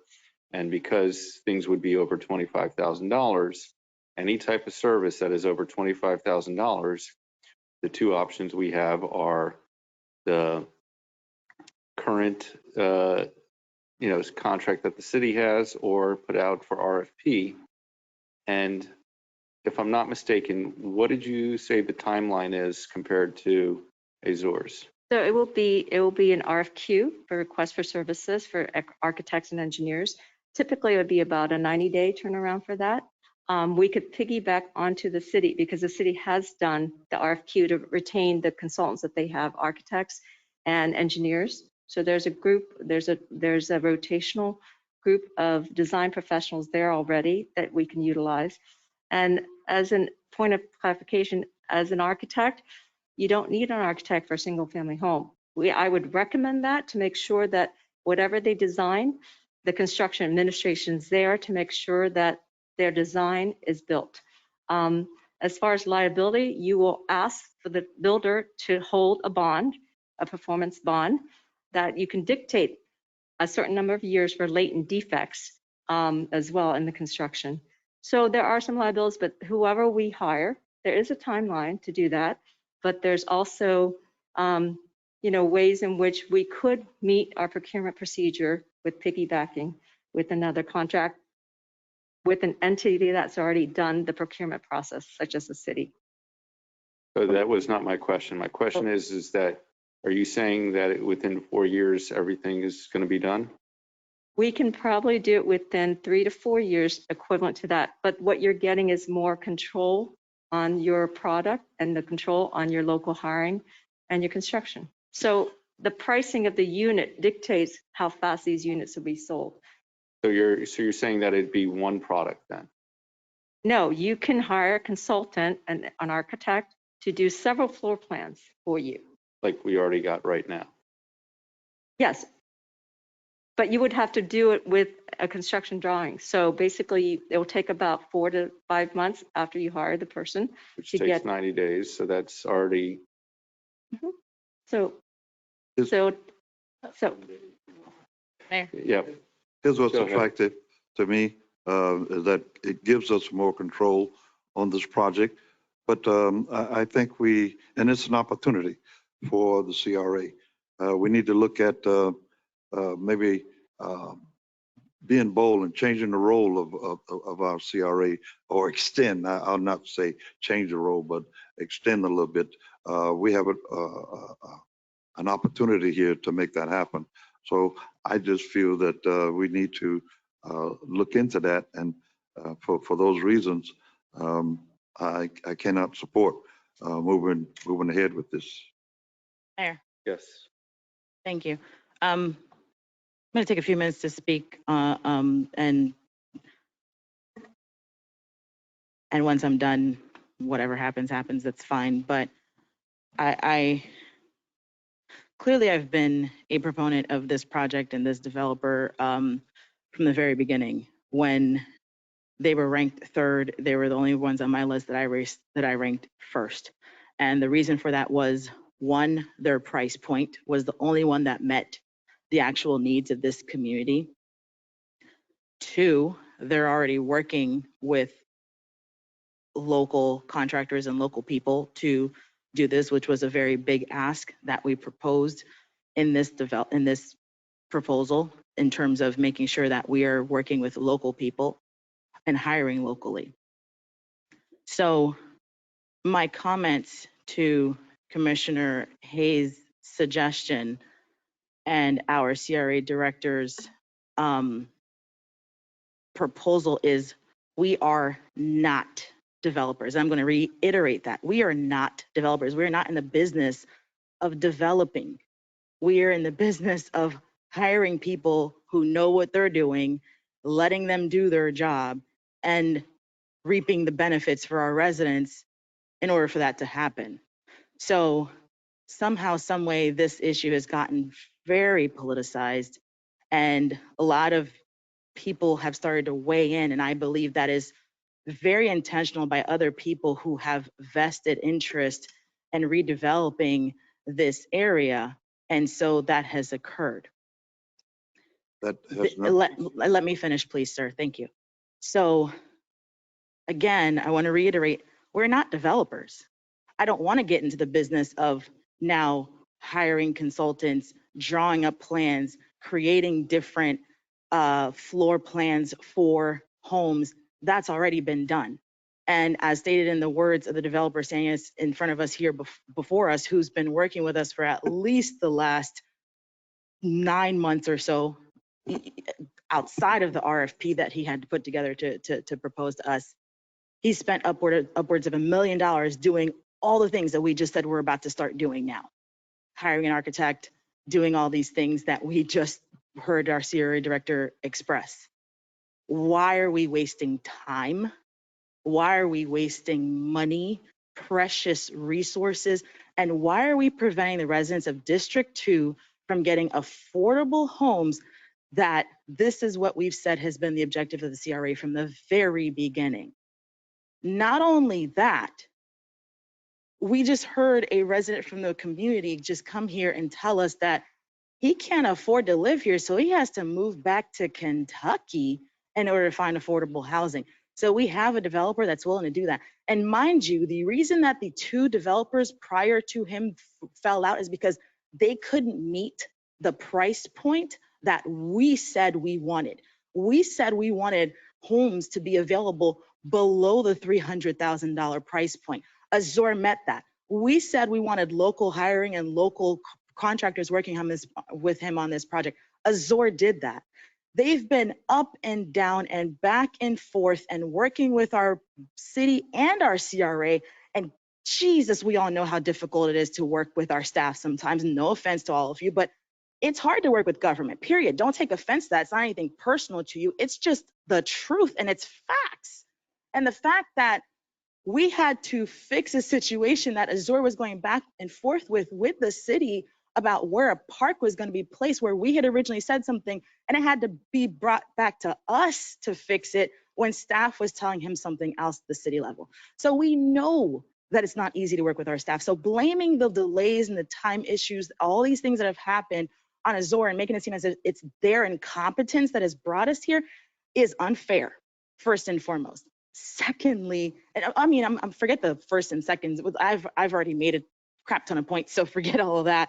My point here is it's disappointing that we've gotten to this point, that we've kicked the can this far, and we're finally here at the finish line, and we're saying no. And I will refrain from personally saying anything about anyone, but it bothers me. It bothers me that we've finally gotten here and we're letting pressure from outside people make us change our votes and change the way we're going on this, because it is not okay. It's not okay. And the thing is again, you know, we cannot go into this and say, oh, let's go ahead and do this ourselves. Then if that was the case, why didn't we determine this a year ago? Why did we decide that we were going to go out to RFP? Why did we have 3 developers who are qualified and have lots of things to do come before us and present this if we were going to decide at the end of the day we were going to do this ourselves? If that was the case, then we should have done that. So we've wasted time, we've wasted resources, and we've made ourselves look foolish in front of the development community by saying we're going to do something and now doing a complete 180 and doing something else. So all these things bother me. And to say that now we're going to take on this endeavor with probably 4 of us leaving this commission in the next 3 months, bringing on a brand new board and asking that board to now pick up where we left off and build out a completely new 40-unit development. Are you kidding me? Is that an ask that we can legitimately make of brand new board members who have never sat on this board for the last 6 years like we have, and to ask them from jump to go develop a brand new development, rather than putting it in the hand of a professional who knows what they're doing, who's had multiple years of experience? And we cannot say that the issue that's going on in Pompano is something that all of a sudden we can ride that one situation on the incompetence of Azure.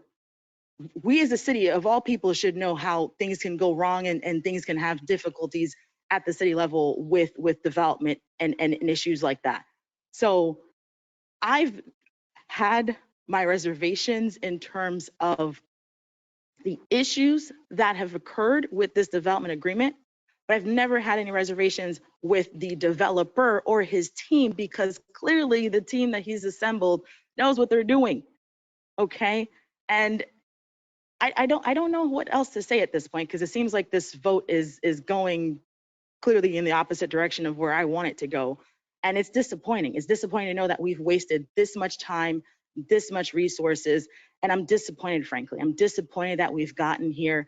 And in our CRA director, I'm disappointed because we shouldn't have gotten here. And if this was the solution that you wanted to have from the beginning, where we were going to develop this ourselves, that should have been the proposal you gave us in the first place. So I'm not putting this on you, Twee. I'm simply just saying that this is not the outcome that we should have had after a year of doing all this and back and forth and development agreements and paperwork shuffling back and forth and emails back and forth.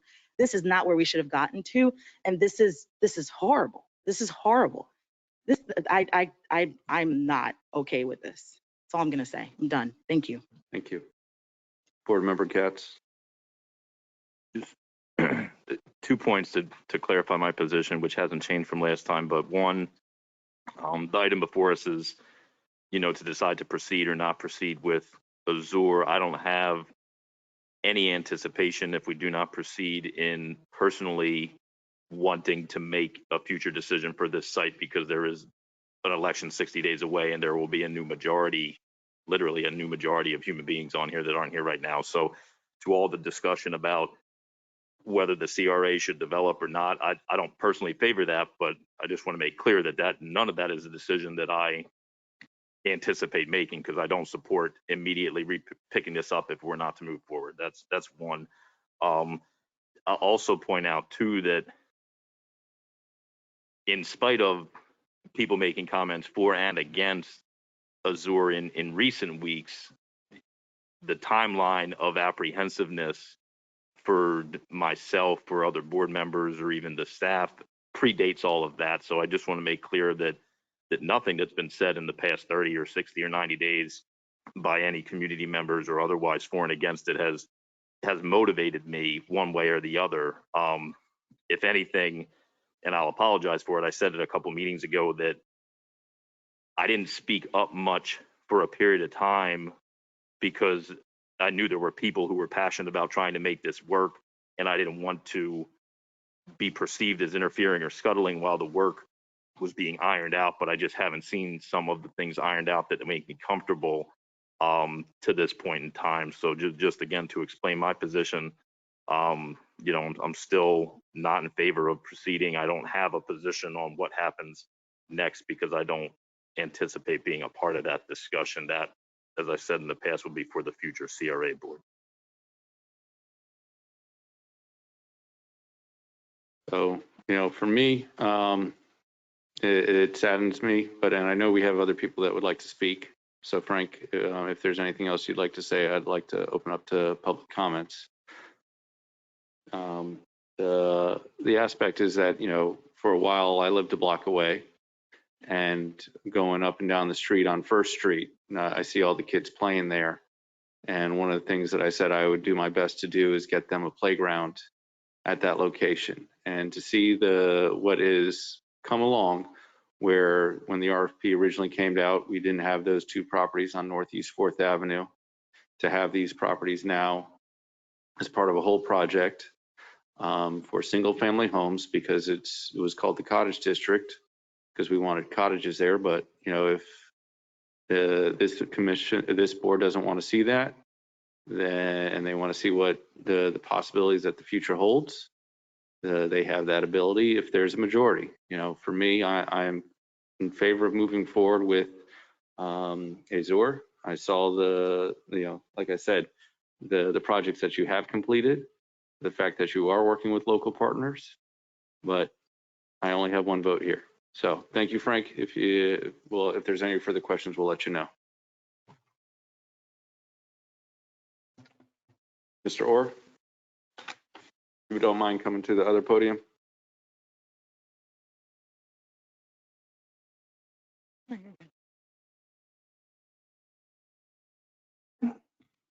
(106) Northeast 7th Avenue.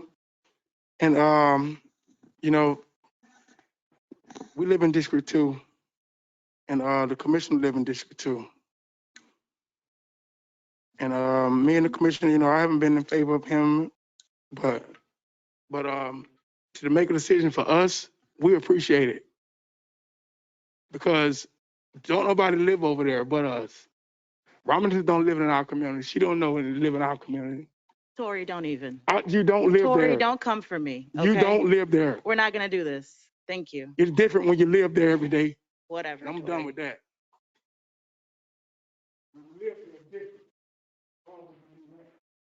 All right. Excuse me. Excuse me. Come on, Tor. All right. So the item 4 is with the purchase and sale agreement with the amendment for the ability to purchase the reverter, I believe, at the purchase price plus improvements. Correct. There's two questions. The one that has been discussed is the right of first refusal would be to change it to be repurchased for purchase price plus the cost of any improvements above the $300,000. The reverter, I believe that the discussion is when did we start about explaining when that would come into effect. The only thing that I want to draw your attention to is in Exhibit B to the agreement. It's on page 21 of the agreement. It provides the ability for the purchaser to get a construction loan financed with a commercial bank or similar lender intended to fund the construction and development of the improvements. In such an event, the seller will enter into a subordination agreement satisfactory to such lender. That language as it's currently written would mean that our right of reverter would be secondary to a construction loan lien under a construction loan. What I would recommend, not to say we wouldn't enter into a reasonable subordination agreement, is that that language would be stricken and a subordination agreement would have to be brought back for the board's approval, rather than putting that up to the lender. I'm uncomfortable agreeing to something without seeing the terms. That would be the only change with regard to the reverter. Yes, Board Member Katz. So I guess at the risk of being cold here is my question, and it's to Board Member Penserga, because four votes have kind of been counted in my discussion pursuant to the reverter and the repurchase was based on my belief at the time that there was a 3-vote majority to approve it. But now that I'm not so sure there's a 3-vote majority, I don't know if there's a need to deliberate over amending conditions of a contract that may not be approved. So at the risk of putting fellow board member on the spot, you might be able to fast forward us through. Yes, you're not putting me on the spot. I've said my position on this for quite some time and I've been consistent about it. I'm ready to move forward. It's not necessary to continue with these term negotiations. Okay. So, Board Member Ramos, you have the ability to make a motion to continue, if you'd like to do that. But, Is there a need? well, we would put it on for the record, rather than it dying. There seems to be some public comment, I guess. Oh, yes. Cohen. I am 431 Holiday Drive in Hallandale Beach. I am the CEO of Azure Equities. And I would like to thank you for the year and all the time you spend with us working on this project. So thank you very much for that. I'd like to say publicly that I'm shocked. I'm really shocked of what I heard. I'm really shocked of how we believe we should continue working between developers and towns and city. I heard a lot of things I'm not going to comment. I'm not ever in my 50 years of life eating in other plate, going to blame others or things they have not done. So I'm not going to start today. The building in Davie that was shown to you has been by Mayor Judy Paul and by Phil Osty, director of the CRA of Davie, recognized as the best building in Davie Road built in the last 10 years. Pompano Beach, you all know all the burden that has been done when we were spending money, wasting time, trying to get things done at city and CRA levels. No comment on that. Today, the city of Pompano Beach is trying to give us more to develop. Not because we are the best, not because we are the worst, just because we are community developers trying to give back to community, because we live here in a world where it's time to give back. What does that mean to give back? Not to buy your land at $10 or $2 million. Meaning giving back is it's time to get your community living in your city. We don't care if we have to buy $2 million a site. We just bought in Miami Gardens, we just bought a $25 million site to develop the city center of Miami Gardens. It's not about dollars. Development is not about dollars, about construction, about money. It's about people. It's about the people that has worked on that fight for a year while throwing that in the fire. It's about the people who on our side spend money to help the community to have decent home, help children to educate and help family to educate their children better because they have better homes. We are throwing that in the fire. Are we talking about profit? Are we talking about dollars here? Not at all. Not at all. We have been told to do what is best for the city. And this is what we have delivered for a year. Spending money with architects, spending money with engineers, spending times, hours, night and day. Arriving today with developer telling you that we are the worst. Okay, fine. Let's have them do their homework, clean their shoes first. This is not a human being attitude to do that. So clearly, you know, you are on board and the sole decision is yours. Our decision is ours too. And tonight, I'm going to tell you that I'm not going to work with the city of Boynton Beach. Not because of you, because I just read also new articles. The first article in my life that I read right now talking about Davie, which is abandoned site. What are we talking about?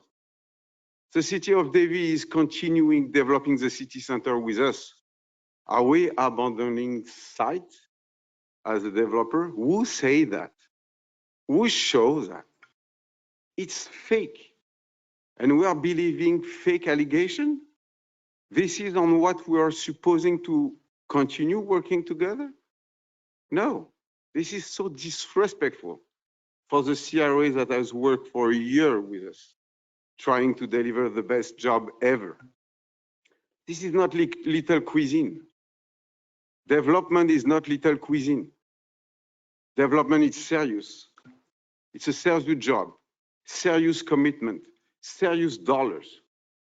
We're talking about a $12 million project. Do we mention dollars? No. We do care 40 homes, affordable homes for the community of Boynton Beach. This is what matters. We're talking, you know, this morning I was at City National talking about a $70 million development, again, in Miami Gardens. Am I talking about dollars? Am I talking about tax credit? Am I talking about all this? No. So I've been shocked today, I have to tell you. So maybe I take the right decision, maybe I take the wrong decision, but all my life, with my crew, with my team, with my partners, I've always said, try to live the life you want and help people to have a better life. This is what I did all my life. And when I'm hearing what I heard, what I read 10 minutes ago from a newspaper, from the West Palm Beach Post or whatever, you know what? I'm happy. I'm happy because I'm gonna really ease your process. Azure is out. I don't care about $10. We have never ever thought about flipping a property. Are we serious? Flipping our property, your property? No. Flipping the commitment of delivering the right job for the communities, for the affordable communities. Are we flipping that in life? Let's be serious. All together, let's be serious. We are human beings. We are not making money here. We're in a human being process, and people want to have their cuisine in Boynton Beach. I want to get that deal. I can make an offer of $1.8 million, $3 million, $5 million. If you pay, customer gonna pay, either by rent, if they can afford it, or either when they buy house. But let's be serious, this is not at all what this project was about. If it's to make money, believe me, I don't come here, I don't put $1 million on the bank account to have Frank start working with everybody after already spending $400,000 in architect, engineers, and time. We are not talking about dollars, but we all just did. We just forgot the community. We just forgot the people. Thank you. Thank you, Christina, for what you said, because I know that the blood you had inside on your talks was more important than any development in this city. So thank you. And I'm sorry. I'm really sorry. I'm not trying to give any lesson to anybody here, but development is serious and it's all about people. I'm not going here to be on a trial to know if we're a good developer, bad developer, experiencing. We're developing $80 million housing in Canada right now. People have to do their homework if we are good or not. So don't force yourself. Plenty of developers will really enjoy to come here. Our plate is full, believe me. We don't need one more project. We need one more project that serve community. We don't need one more project to make dollars. Believe me, we don't need. So I wish you good luck. It's really, really tough probably for my team to hear me saying that, because this is the first time in my life I'm doing it. But I'm not going to run for this project. And I'm going tonight to have a special meeting at the group with all the board telling Frank, I'm sorry for you. I'm sorry for you, Twee. You have worked really hardly, and thank you very much. Thank you to all you, everyone. But this is not the way I like to work. Really not. When I'm helping communities, I'm not asking anything back, but for sure not being thrown on a fire. Neither myself or neither my company. When I'm giving money to foster kids, I'm not asking anything except a smile. When I'm helping community in Pompano Beach, church, sports facility, sports team, I'm not asking anything back, just respect. And tonight, there's been such a disrespectful approach of who we are that didn't reflect anything of the company, anything of our values. I'm sorry. So thank you very much for all what you have done. Thank you very much for your support, but it's done. Thank you. Thank you.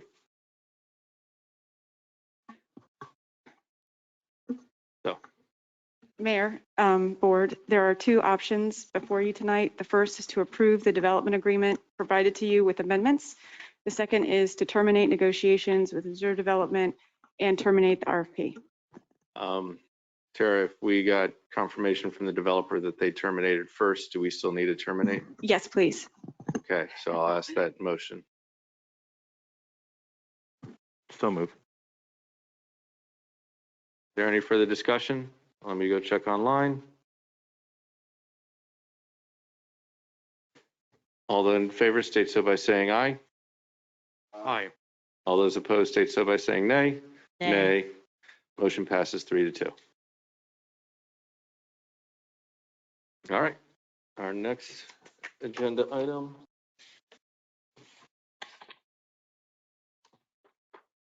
For old business would be discussion consideration of purchase and development agreement with 211 East Ocean LLC for CRA owned property located 211 East Ocean Avenue.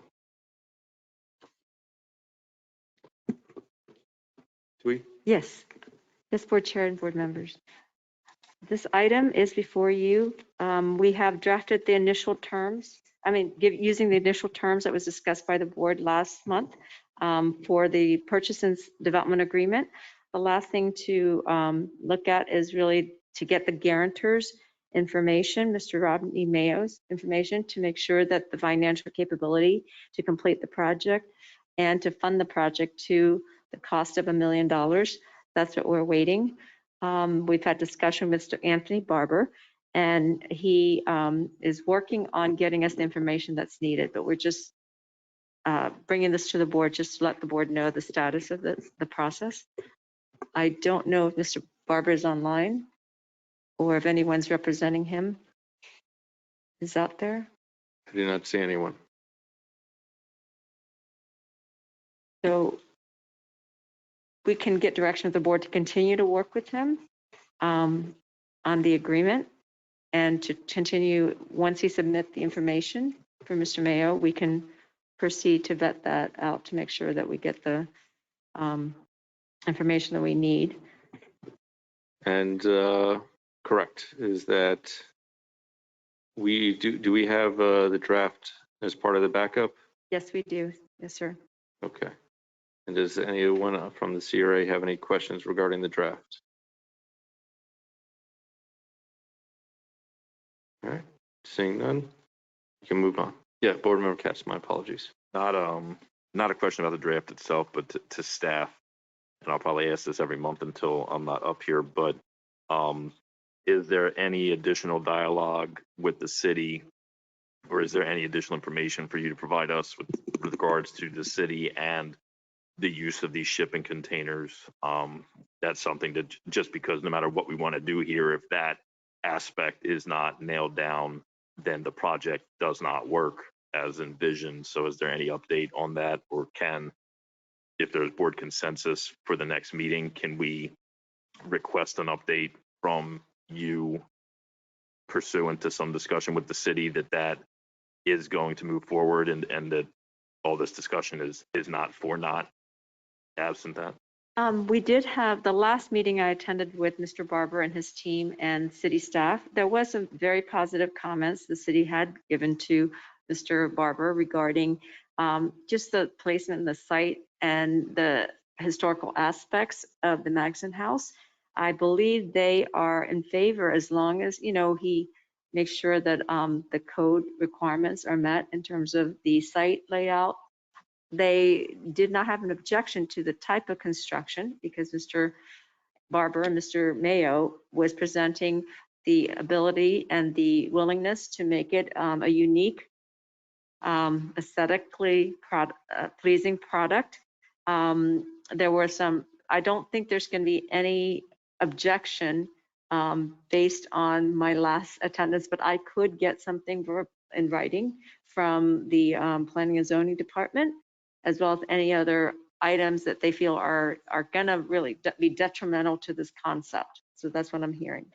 Yeah, at least for myself, even if it's an affirmation that city staff are looking at what Delray has already greenlit in terms of their code, and if we plan to simply duplicate it, or if we have our own spin on it. So yeah, some real-time update of where the city staff is would be appreciated. And a second point I'll make, just pursuant to the fact that there is a request, and I support it, to remove the local historic designation of the house, so that renovations don't have to be, historically accurate. I do support that, because my personal view, I've always been of the belief that, while it is an old house, that it is not, in my opinion, historic, and that even the local designation of a historic site was, from what has been explained to me, created primarily for the pursuit of dollars for historic designation, restoration, and so forth.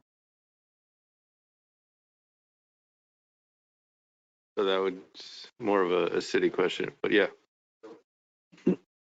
To remove the historical, would that just be a matter of the board voting, or that would have to go before the commissioners? And Yes, it'll have to go through the city's process to remove that. And we can work with city staff. So, well, I guess would it help the project to be expedited if that was not there? so. We, as the property owner, are you saying to request the city remove the historical designation? I would certainly support doing that in a timely manner, so that all of this it would dramatically change the landscape of their expectations and proposals if they had to maintain the historic designation guidelines in their renovation. And from what I understand from planning and zoning staff, as it's presented, the only minor items that needs to be tweaked is to make sure the outdoor dining area needs to just have a period type of design. So the porch area, and then they need to restrict the some of the new improvements behind the building. So the building itself can be restored, and Mr. Barber is planning to restore that to what it is. It's just he's changing the use inside, and he has to meet codes with that. But I think staff was willing to work with them, and aesthetically, I don't think it's a big proposal to change the site as it is now with the proposal. So, but I will definitely explore the steps that needs to be done for the city, for the CRA to look at removing that designation. Yeah.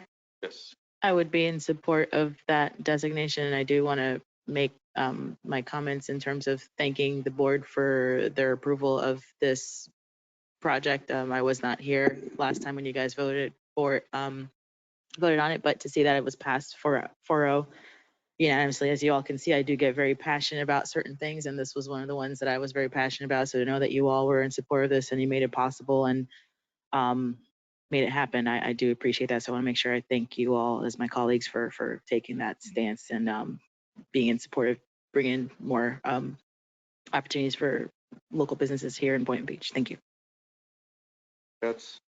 And I wanted to return the thanks to Board Member Romulus because I know that we couldn't necessarily agree on that previous item, but it was your comments a number of meetings ago that got me off the fence from the position of we can only lease this because it has to be incorporated in a larger redevelopment. Your comments explicitly in your framing of it convinced me that simply was not the case. I appreciate you. Does that mean you want to reconsider the previous item? It does not. I'm sorry. Worth a try. Thank you, though. So the question that I have as the owner of the property is that, does this board want to remove the historical designation? I'm not necessarily in favor of that, but is that something the board would like to do? So would you like to make the motion? Is that something that we can do here as a board, or is that something that is a recommendation to the city? We would have to, as the property owner, recommend it to the city. Right. I would say as a property owner, make a motion to pursue removal of the historic designation. So I would like to make that motion at this time. Okay. All right. Is there any further discussion? Seeing none. All right. We got Mike Rumpf has his hand raised. Mike? I see that your hand's raised. Thank you. Yes, thank you, Mr. Chair. As the liaison to the city's Historic Resources Preservation Board, I just wanted to add something if it's helpful in your discussion of this topic. The prior time that this property went through a rather similar process, it involved even greater renovations to the interior and exterior of the property. And it did go through the appropriate review for historic preservation criteria, and it was approved. So if that helps, just want to say that its designation is not necessarily a stumbling block to the process, and the certificate of appropriateness review process could be done concurrent with any other application process that we'd be reviewing. That's really just what I wanted to add. If there's any other questions you have of the review process, I'm here. So, I mean, the big question is that if we remove the historical designation and we sell the property to someone else, that means that they can change their mind and tear it down. Is that a possibility? Well, you're removing one of the review steps to help preserve the property. That's correct. So it's almost in the sense is that, oops, during the remodeling, it no longer works. We're going to have to tear it down. Our review process does have a recommendation that could come forward from the board, even if it's not a designated property, but there really is even fewer teeth in the process to preserve it. So, okay. Does the board have any other questions from our liaison to the Historic Resources Preservation Board? Would that in any way affect the zoning of that area? What we're discussing is irrelevant of zoning itself. Thank you. Okay, so we have a first and a second. No further questions or comments. All those in favor state so by saying aye. Aye. All those opposed state so by saying nay. Nay. Motion passes 4-1 for the city to review. All right. Next is the discussion consideration of request from South Florida Marine to amend the purchase and development agreement. Yes, good evening, Board Chair. Again, Twee Shutt for the record. This item is at the request of the property owner, the Woods. They received a purchase and development agreement. As part of the purchase and development agreement, there's approximately $50,800 to be used for job creation. And that would amount to approximately 12 full-time jobs or 24 part-time jobs or combination thereof. The Ms. Woods have requested the CRA staff bring this up to the board to see if there's a possibility to draw down on that, to get that disbursement be given to assist with her the mitigation impacts of COVID. Staff, this is beyond staff's ability to do, especially when this is for job creation. So we're bringing it before the board for direction. And again, this condition and this agreement has been granted an extension to November 2022. So they are in compliance. It's just, you know, they are finding out that they're not able to hire new people with some of the requirements they had to do, as well as they felt that they need the money now to address the COVID impacts for the staff that's been working there. So are they saying that they have lost revenue because of the COVID impacts? No, they're just saying that they're having a hard time hiring employees. And yes, they're struggling to you know, do their business with, and they want to, in essence, reward their staff that's been there, that's working harder than usual. So, I mean, I'm willing to provide another extension because COVID, you know, did hurt the ability to hire new people. However, to reward staff for people that currently have their job, that's what the city did. But I don't think that's what we should be doing for private businesses. But I'm going to unmute the microphone for Mike Wood if you'd like to.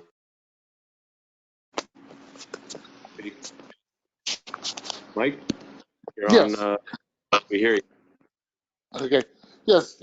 You know, the question we've been for the last year and a half, we've been putting on LinkedIn, Facebook, talking to South Tech, all kinds of different areas, and trying to recruit new employees to our dealership. As you know, just like with the city, as you guys are doing job fairs and everything else, finding employees that are willing to work is getting extremely difficult. And then we are a drug-free employment agency, and I don't know if that is what's happening or not, but we interview people, we seem like we have a good candidate, the whole 9 yards, and then the first day of work, after we agreed, they have taken and don't show up at all. So, you know, we're working our guys overtime. We're having a rough time with parts and, you know, and material, just like everybody else, of getting parts and material in. So it's becoming very difficult. Okay. Board Member Katz. To staff, when does the current, because we gave an extension already, or this is the natural, we're coming upon the natural end? we gave an extension already. And what is the current extended expiration date to achieve and claim the hiring and claim these funds? It was a 1-year extension at the November 10th meeting. The board had given to November 2022. And hang on, let me pull up attachment 5. That's what I thought. No, but yeah.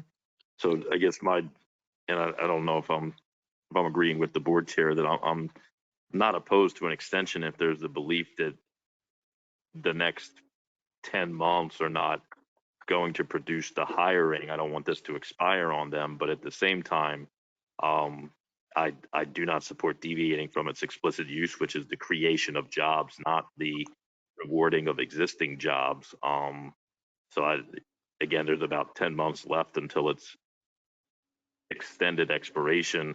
I don't know if it's something I even feel I need to weigh in on, because 3 months out, or 2 months or 1 month out, if there's not been these hirings, I'm sure if they come and ask for an extension, the future CRA board would grant it. But I don't support these funds being used for any other purpose, because that is explicitly what they're supposed to do, which is create jobs. And it was a part of, I believe, the broader package of conveying this land for the sake of the expansion. When at the time I had feelings that there was another suitor for the land that could have produced jobs and could have produced a new business. So I don't support the request at this time. And Twee, if they give us someone that they've hired, and do we require a certain amount of time that person needs to be working there? I believe this was discussed previously. I don't I apologize, I don't remember discussion, but I have a feeling that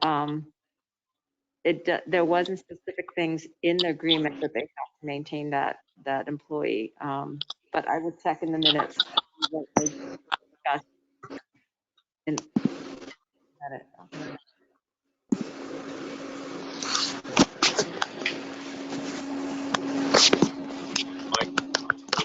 So that way it's a reimbursement grant. So as soon as they have someone working there for however long the term states, whether it's 30, 60, 90 days, half year, that they can apply for the money based upon that information to the CRA.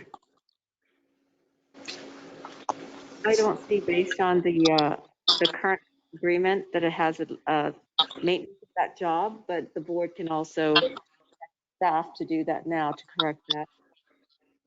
So, Mike, it's something where we as the CRA, if you're able to get a part-time worker or a full-time worker for at least the 30 days, so to speak, we're able to give you that fund that you're able to use as kind of a signing bonus, so to speak.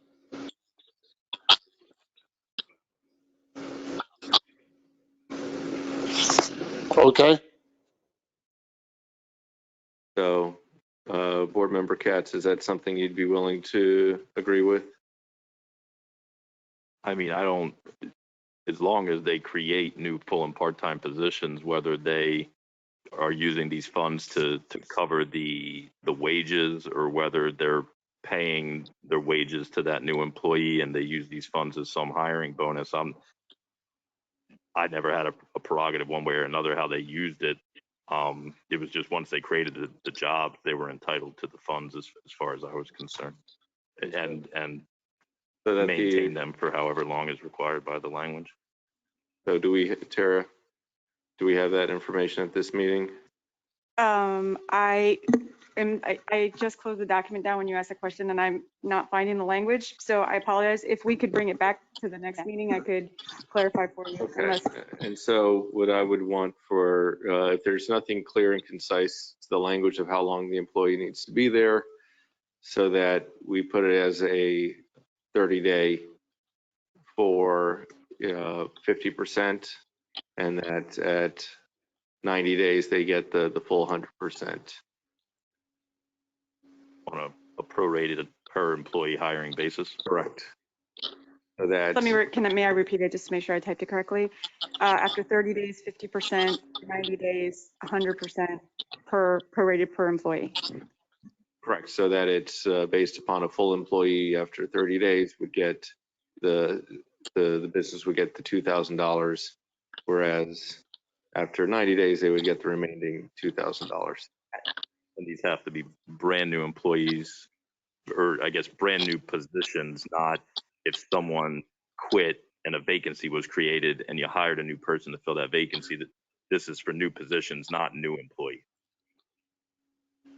Chair, I apologize. I had to step out to use the restroom. Can you tell me where we are? We are currently discussing item 16F, the South Florida Marine Purchase and Development Agreement. Thank you.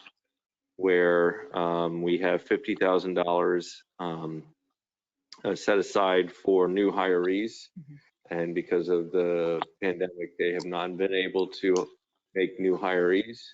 And so we would have stated to them that if they are able to use some of that money as a signing bonus, that after 30 days, they can get 50% of that. And after 90 days of that person being employees, they get the remainder of the total of the 100%. Per employee. Per employee. Let me rephrase. New position, new employee in a new position. My only question for consideration with the board is 90 days enough of a period? I would probably venture to say 6 months. That way you know it's an actual employee that's there and that's long-term. Mike, did you have a comment? Because I would say is that, in the current hiring market now is that I think 90 days is someone's there for the full 3 months, then they know that they're an employee, because versus, waiting for 6 months. I mean, I'm fine either way. I just wanted to make sure that we considered Yeah. that. So Mike, are you understanding the new terms?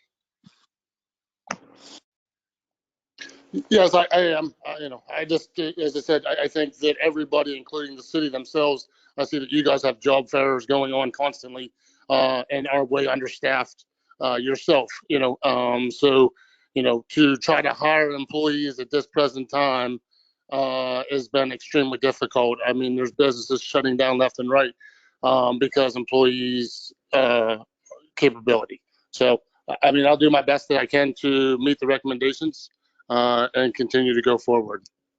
And one of my suggestions would be is that if you have the position available, you could always send it to our email addresses so that we could help you on your position, because I know a few people, but I don't know exactly what positions you're hiring for. So if you would like to let me know, I'd be happy to help you out to try to find new people.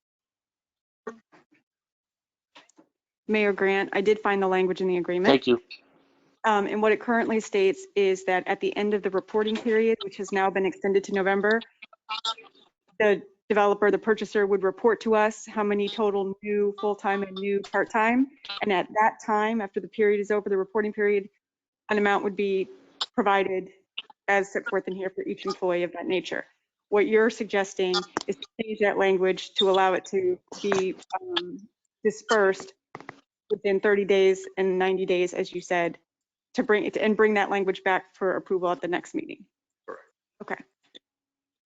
So I'll need a motion for that new language. Am All right. Is that the only amendment that we're making? Did I miss anything else? And so the current deadline is November 2022. Okay. All right. Seeing none? May I make a comment? Yes.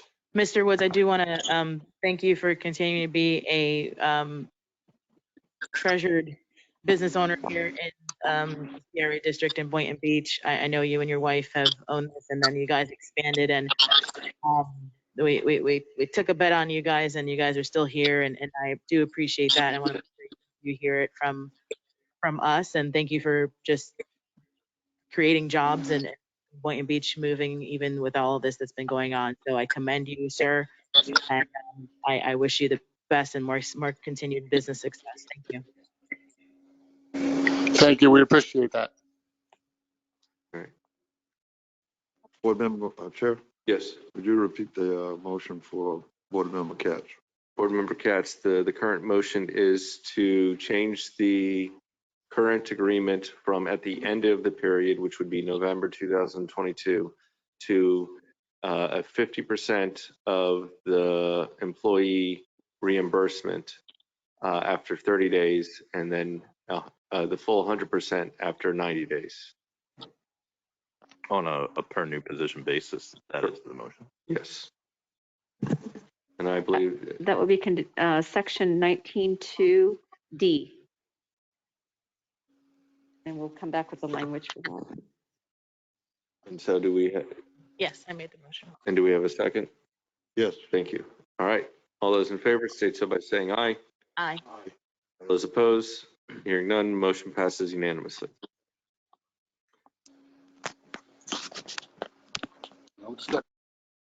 Oh, sorry. And to make your life easier, when you approve an amendment of that nature, we'll put it on consent so you can read it there. And if you can always pull it if you need to make changes.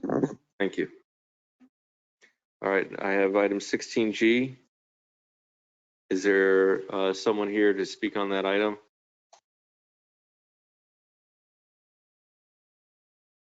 Would the board like to pull it for discussion? Only if, I guess, if staff has any sort of update, personally. No, we don't. No, sir. Okay. What were we waiting on to move forward with this item? I believe Mr. Fitzpatrick was supposed to bring back some terms based on the, the negotiation that was, or the discussion on the last meeting. He needs to bring back the terms to purchase the 10-unit Green Acre condominium if it was to be purchased in 2023. and terms, what he would like to see the terms for the purchase of the 10 condo units in 2024. And again, he needs to bring the 10th unit owner, Mr. Ward, at least get some confirmation that Mr. Ward is willing to sell his 1 unit to the CRA. Okay. And what was the estimated time frame that we were waiting for from him? Since I see that there was no response or anything submitted. Did we set a time? This meeting. Okay. And I would like to request, if we don't have this for the next meeting, at the publication of the next meeting, that we don't put it on to waste the board's time. If he's still, thinking about the terms and he needs more time, that we need to make sure that we don't publish it. Okay. And then I guess my only other question is the 409 Northeast First Street property, which is adjacent to a CRA properties. Is that something that the board would only want to consider as part of a total package, or able to buy that?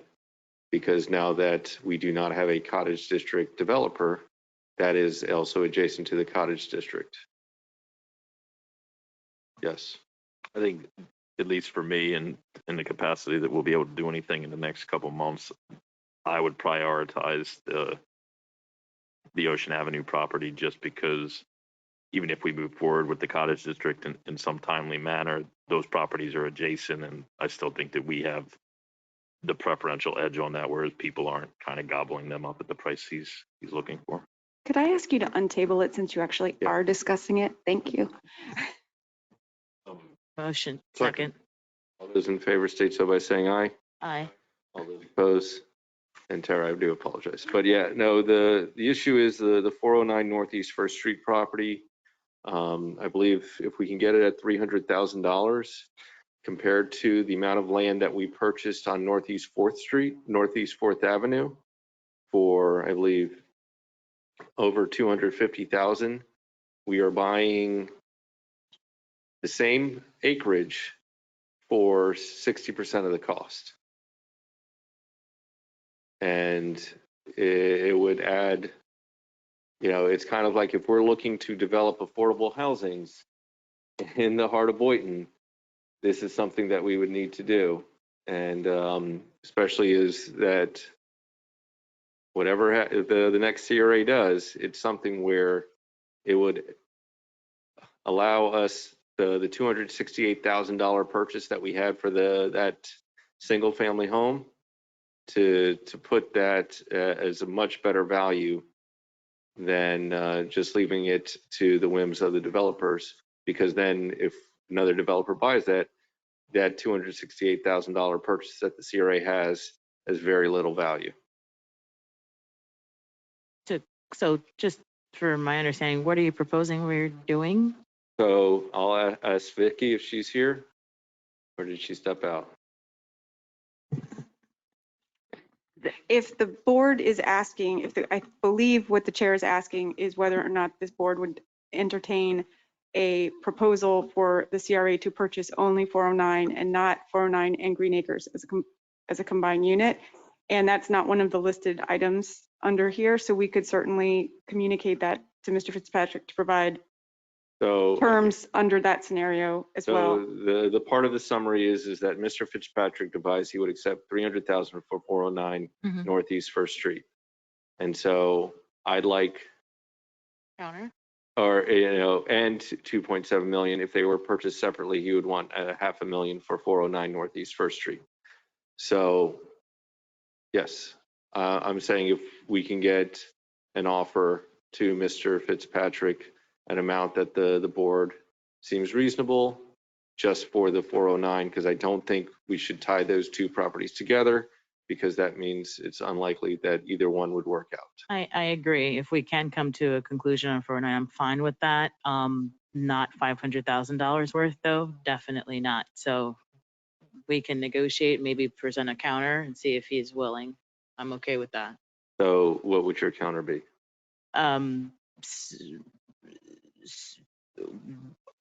The 300, if that. I think is the issue, the 300 is only the offer to us if we also purchase the 2.7 at the same time. Well, that was the offer back in November. The property could have increased in value. So, you know, the amount of money that the CRA has spent per square footage along the Cottage district on 4th Avenue and 1st Street is roughly $30 a square feet. And so, because there was a house that we had to tear down. Right. So what's your number? So I would say if we put out the 350,000 because he had to list it, and that way we're paying for his listing fee plus a little bit more for the time. And if he doesn't want to accept it or come back with a counter offer, then we can do something that seems reasonable. Let me just be clear on that. So we are not paying broker fees, but we are increasing the offer price for him to cover broker fees. Correct. Thank you. So we're presenting a counter of 350 for his 409 property. Correct. I'm fine with that. At the risk of maybe doubling back over our previous position, is there a way to ensure that by virtue of purchasing that property that he locks in that 2.7 or 2.65 with, you know, an escalator as he had discussed earlier? I kind of don't.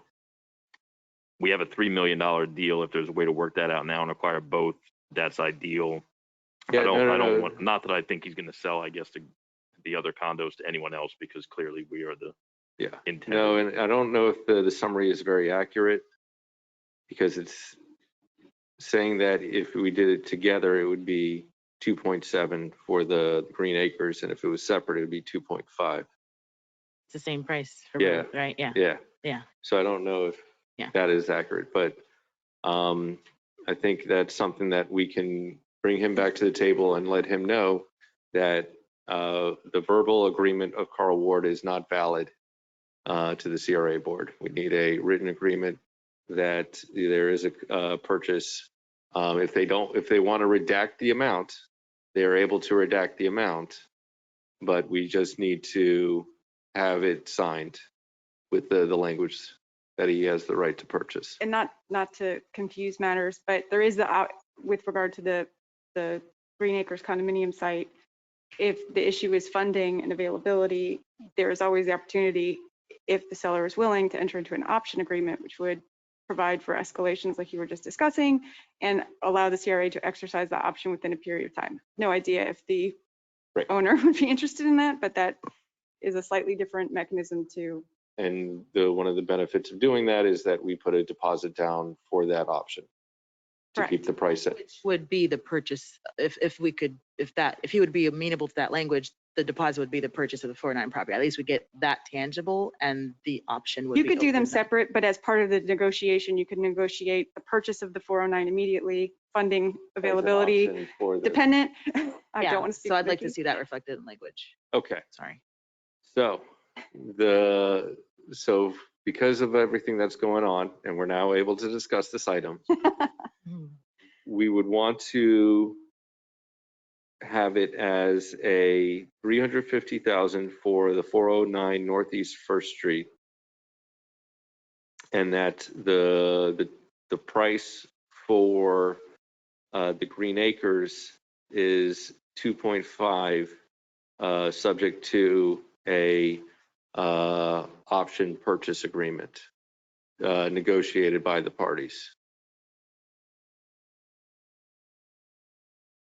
Does that make sense? Yeah. Or Board Member Katz, is that? Just to be clear, because obviously getting them cheaper is ideal, but so in this new version, 3 million is no longer the total. The total is 2.5 and 350,000. Correct.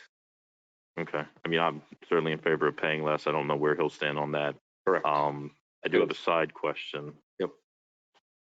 With reference to the final condominium in Green Acres, have we heard an anticipated sale price from that 10th person? Because it's one thing if they're willing to sell. I haven't heard how much. If they say they want $250,000 for their unit, that changes things. We have neither had any correspondences with Mr. Ward at all. We only had the commitment from Mr. Fitzpatrick that if the price was agreed upon and the agreement was agreed upon verbally, he will bring those units to the CRA. He'll have control of those 10 units.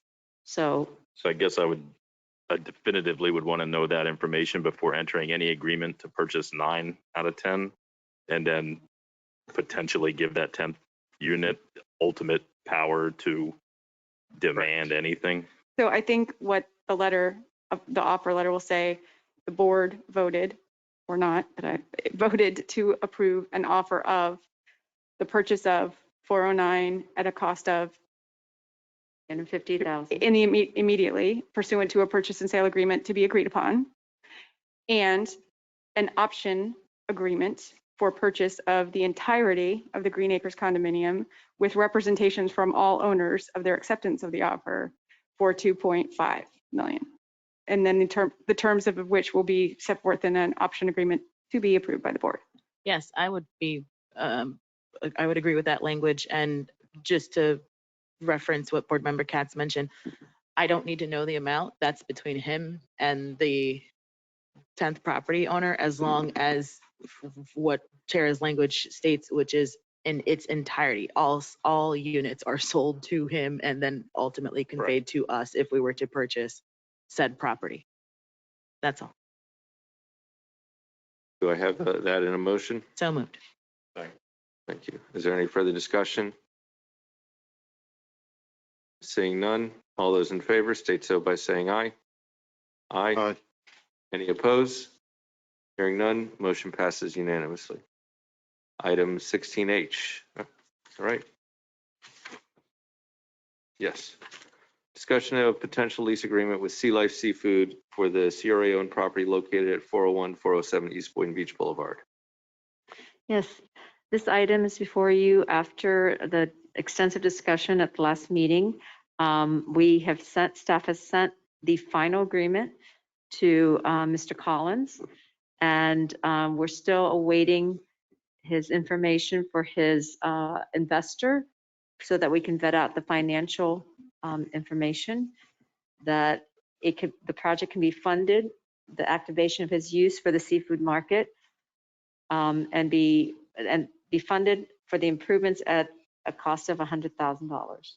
So we're waiting all the paperwork. He did email us with the name of the gentleman that is going to be partnered with them. We have not heard from neither party. So I'll ask this board is that if all information is not received, and Tara would probably write this letter by, oh yeah, so February 8th is the CRA meeting. January 28th. Vicki, is that the deadline for Would be, submission? so you'd want it by January 28th for us to review. I'm going to say January 21st. So that way, if Tara needs to make comments to them, it's not just they have the ability to respond by the 28th, because we'll be issuing the agenda on the 4th. And yes, thank you, sir, because we will need to do our vetting out, making sure that the material submitted is everything we need to give you a proper recommendation. And because this is a Monday meeting, I feel that that's acceptable. So can I get that in a motion, please? That Sea Life Seafood has until January 21st to provide all requested information to 5 p.m. 5 p.m. Just to clarify, and it'll be indicated that failure to do so could result in the termination of negotiations. Correct. All right, so may I have that motion? Second. All those in favor state so by saying aye. Aye. All those opposed? Hearing none, motion passes unanimously. Next, we have the new business discussion of 114 and 222 North Federal Highway property. I believe we received a letter last year requesting to go into a TIFRA agreement. Yes, we received 2 letters from Hyperion Group Actually, three. One related to the update that we'll provide you on the 115 site, North Federal Highway site. The other two is related to the 114 and the 222 North Federal Highway property, indicating the general desire to develop it with a mixed use. So let's discuss the one that's to the CRA for their property. And Bonnie, would you like to explain? Yes, good evening, Mr. Mayor, members of the board. Happy New Year to everyone. Thank you very much for allowing us to speak this evening. So I want to make sure that I'm starting where Mayor, you had intended. Are we speaking about 115 or no? Okay. 114, 222. Okay, thank you. The tax incremental revenue funding Thank you. agreement or the direct incentive funding agreement. Basically, from my conversations with Hyperion, is that they want to understand from the board what they're looking for in exchange for those future funds. Okay, yes, thank you for clarifying your question. So I think you know that Hyperion has closed on 114 and 222, and they are now the landowner of that property. They are eager to come back into the city and the CRA with a site plan, and we have a couple of elements that we wanted to discuss with you so that we could make better use of our time and my clients' technicians so that we get something into you and we're ahead of the game here. First and foremost, we'd like for the board to, and we know how busy your staff is, and by the way, we have had conversations with both Twee and Tara, and we appreciate their time, but we'd like for the board to give them some direction as to whether we can come back to them with some additional information, present it to them in time so that we can then come back to you at next month's, on your next month's agenda for consideration and discussion of some form of TRFA or DIFA agreement. So that's the first point. The second point that we'd like to explore with the board, this property obviously is in the core of the CRA. This new owner has an interest of developing more, and it is a mixed use development, but developing more residential density than the boundaries of their property would. You don't want to discuss this evening. I see you nodding your head. That's the city, and it's trying on the next city commission meeting, we're going to discuss Very good. gross acreage calculation. All right, then I will be there to speak with you at that point. So in that event, we really only have the one item that we'd like some direction, or perhaps your staff would like some direction so we can all prioritize our time and come back to you next month. So the main question is that there is a site plan associated with the property. Is that the same site plan that Hyperion is planning on using? So the site plan that they're developing is a different plan than what was previously submitted and approved. Okay, so that is where, I understand they kind of can't have a final site plan unless they know the max density. And it's hard to do two plans at once because of all the work that's associated with it. What we've seen tonight is that the CRA is willing to help fund commercial development in the CRA. And so that is something that I am for, and I'd like to, whatever we can do, because that's maybe not as part of the residential density, because it's the mixed use portion to help fund that portion.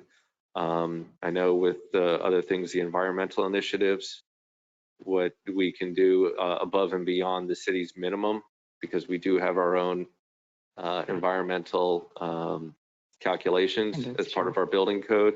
So anything above the minimum is something that I would consider in helping fund.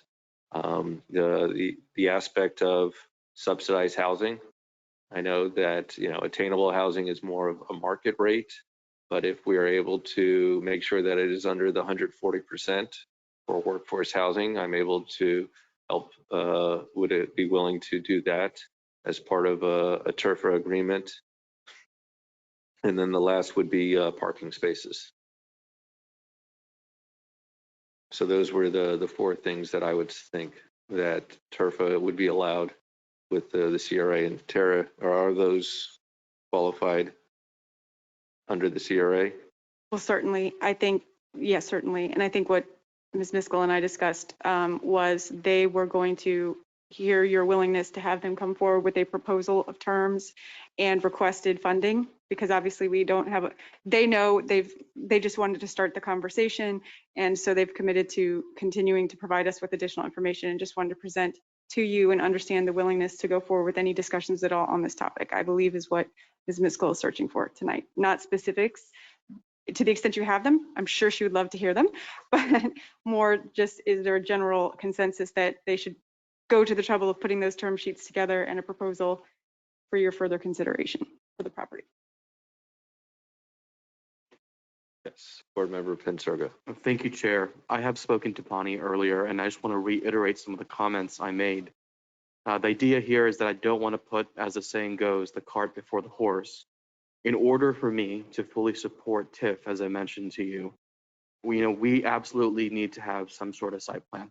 We need to know what it is that we are providing support of. Related to that is the pro forma. We need to understand where the gap is in gap financing and what public good our TIF will provide as a consequence.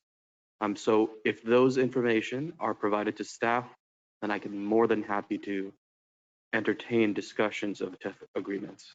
Yes, thank you, Commissioner Pensurga. Yes, we understand that we do need to provide your staff and obviously the board with more information at the next meeting at a minimum, in addition to some of the terms and the analysis for those terms. We are going to be coming in with some minimum square footage of non-residential and some other information that we believe it will not be a final site plan, but it will be sufficient information for you to be able to make an informed decision. Board Member Katz. Bonnie, did you say that, so both properties have been closed on Boardwalk and the adjacent, or the property across the street? So 115, which is on the west side, has not. And also included. 209, you mean? I'm sorry, thank you, 209. We've been here a long time. I feel for you. You have a lot of things on your agenda. Yes, excuse me, 209, my client has a contract right to close on that. However, the properties on the east side are now closed and under his ownership. Another letter that was submitted, because we very much remember a conversation we had many months ago with the board, that you had an interest to see at the time, Mr. Camelier, or whoever the equitable owner would be, cooperate and coordinate with whoever you awarded the RFP to. One of the letters that was given is that Hyperion is willing to cooperate and coordinate, and has in fact spoken to the gentleman from affiliated, excuse me, about his willingness, and it may end up in the way of an assignment of his contract rights, either to affiliated or potentially to the CRA, whatever your wishes may be. And we can work with you on that point as well and bring that forward. And Board Member Katz, that's another separate item. And I explained to Ms. Miskell that it's important to keep them separate as they're separate properties. So I know it's confusing because there's a lot of properties passing hands, but this is just for what I refer to as the Ocean One project, because that's what it's formerly known as, the Ocean One property. It's the project that we'll be coming back with a full site plan for. So I guess that's, and again, I had some brief conversation with Mr. Burns today from affiliated. So I know that there's simultaneously desire to keep these things separate, but I have an understanding from conversations and past comments made in these meetings that there is also a desire to tie the, well, not anymore. Not since the darn lawyers got involved, right, Bonnie? No, I think there are separate conversations, and we can talk about some of those issues when we get to that particular agenda item, which inadvertently got put to the end when we put the projects in progress, because that's where that one's at. But my understanding from Ms. Miskell is that in terms of agreements and how they're to be treated, and an understanding of the TIF award for this particular property, it can be certainly noted the goodwill of the new owner of the property and his willingness to work with his neighbor across the street in assigning that. However, for purposes of analyzing the value of this project, it will need to be based on this project. So we're only discussing the letter that's part of, it's on the screen. So I guess I would echo what Board Member Pensurga said. but also add, because as a candidate for office, he is anticipating being up here, hopefully, as a termed out member of this body. I will not be here definitively. In addition to what he's requested, I have my own personal reservations about rushing to do anything of this scale when I literally have, because I've been counting, like 4 more city commission meetings and 2 more CRA meetings. So I don't know, I'm just putting my cards on the table. I don't know how much I would want to weigh in or how fast I would want to press, push the envelope here, knowing that I would literally have 2 more appearances here to make. I mean, this is a multi-million-dollar request at the end of the day. And I'm just putting it out there that I don't know how comfortable I am doing that inside of 60 days, sight unseen, even if a site plan emerges. I think that what Bonnie was asking is if you're willing to give consensus so that the CRA staff is able to move forward to start discussing it, and if there's anything that you would want to see as part of the project. I have no problem with them proceeding with again, the understanding that I'm not sure, not that I would oppose or support anything, but that I don't know if I have the time to support anything versus a board that is seated outside of 60 days from now. Understood. Bonnie, are you able to provide that information within the time frame? I've asked my client, and my client seems to think that we can get it over to your staff very quickly and give them sufficient time to digest and provide us with their comments and thoughts, at which point we believe we could make it back by February 8th. Again, I understand at that meeting that you'll look at whatever is presented and you'll give comment, and your comments may be come back in 30 days or whatever they may be. But we'd like to get it started because my client is ready to get going, and he wants to be out of the ground as fast as he can. So that's our goal here. And certainly, as always, if we as staff haven't had a full time to vet, we will let you know that, and we will let Understood. Bonnie know that we would approve, we would give you an update and then recommend that we bring it back in a sufficient amount of time to make sure we're giving you the best and most thorough analysis and recommendations as we can. So the comment from Twee was that, she would want it to be received by the 28th so that they have a full week to review it, but then you would not be able to make any comments. If you wanted to make comments, then you would need to give it to the CRA by the 21st. I did hear those dates earlier, and we're comfortable with that. Thank you. And based on that, I think what I would anticipate is basically a summary of what was presented, perhaps to get some direction from you on key points, after which we would go back and do whatever we would need to do depending upon what we receive. So that's how I anticipate that would happen if we received it on the 28th. It wouldn't be a full approval of agreements at that point. I will not promise that. So I believe we've got some head nods for a consensus to move forward, and understanding that it's only this property that we're talking about, the TIFRA. Understand. Thank you very much. I appreciate the time. Thank you, staff. As a general statement, not to you, Bonnie, but to my commissioners up here, board members right now up here, I certainly don't want you to shut down. I know that's not what you're saying, but don't shut down because you're not going to be here. Just give us guidance because you can still have a voice even after you're not here to give your input, which we respect and look forward to. So, Board Member Katz, we value your opinion. Thank you. Thank you. And so that's that. And then the last. And to everybody else. How do you feel? Okay. We're dealing with 17B,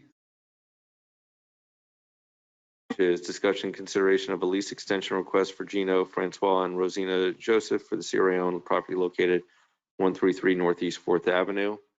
Now that it does not look like we're, yes, Teresa? No. She was going to present the item if you needed her to. So are they, currently they're living there rent-free, correct? And so I don't think the CRA can do that anymore. So when is their lease expiring?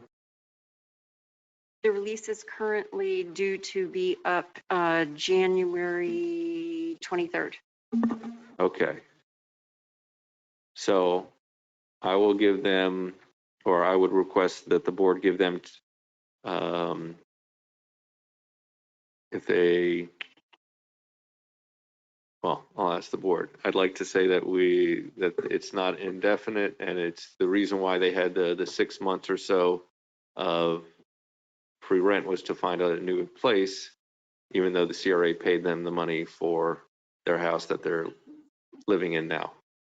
So the 23rd is that I could give them an extension to the 9th, and that if they have terms of trying to create a new 30-day lease or to make an extension for, let's say, $1,000 for the 2-2, which I believe is below market, that's something I'm willing to do, because currently the only other thing that the CRA would do was tear down the house. Yes. And this is still with the staff recommended vacation date of February 28th so that we can, even though the project necessarily isn't moving forward right now, the SWA grants are contingent and have timelines and proposals, the submission specs from our proposals. So I'm sorry, I forgot about, so Twee, when is the deadline for the SWA grants? In order for us to get all the permits and everything, the place needs to be vacated by the end of February. Okay, so that being said, Chair, yes. may I add that their attorney is online? What is their name? And my apologies, are they? Mr. Jacobson? Jonathan Jacobson? Yes, sir. Thank you. Mr. Jacobson, you're currently self-muted. If you'd like to speak, please unmute your microphone. Good evening, board, and good evening, CRA staff. I appreciate you giving me the time. Sorry, I wasn't able to get in without your permission to speak. First and foremost, I want to thank the board and the CRA staff for their generosity so far. And the reason why I'm here tonight is I know you've gotten the recommendations of the CRA staff, who's been wonderful to work with. You guys approved a very generous deal for us in July, and then gave us 6 months.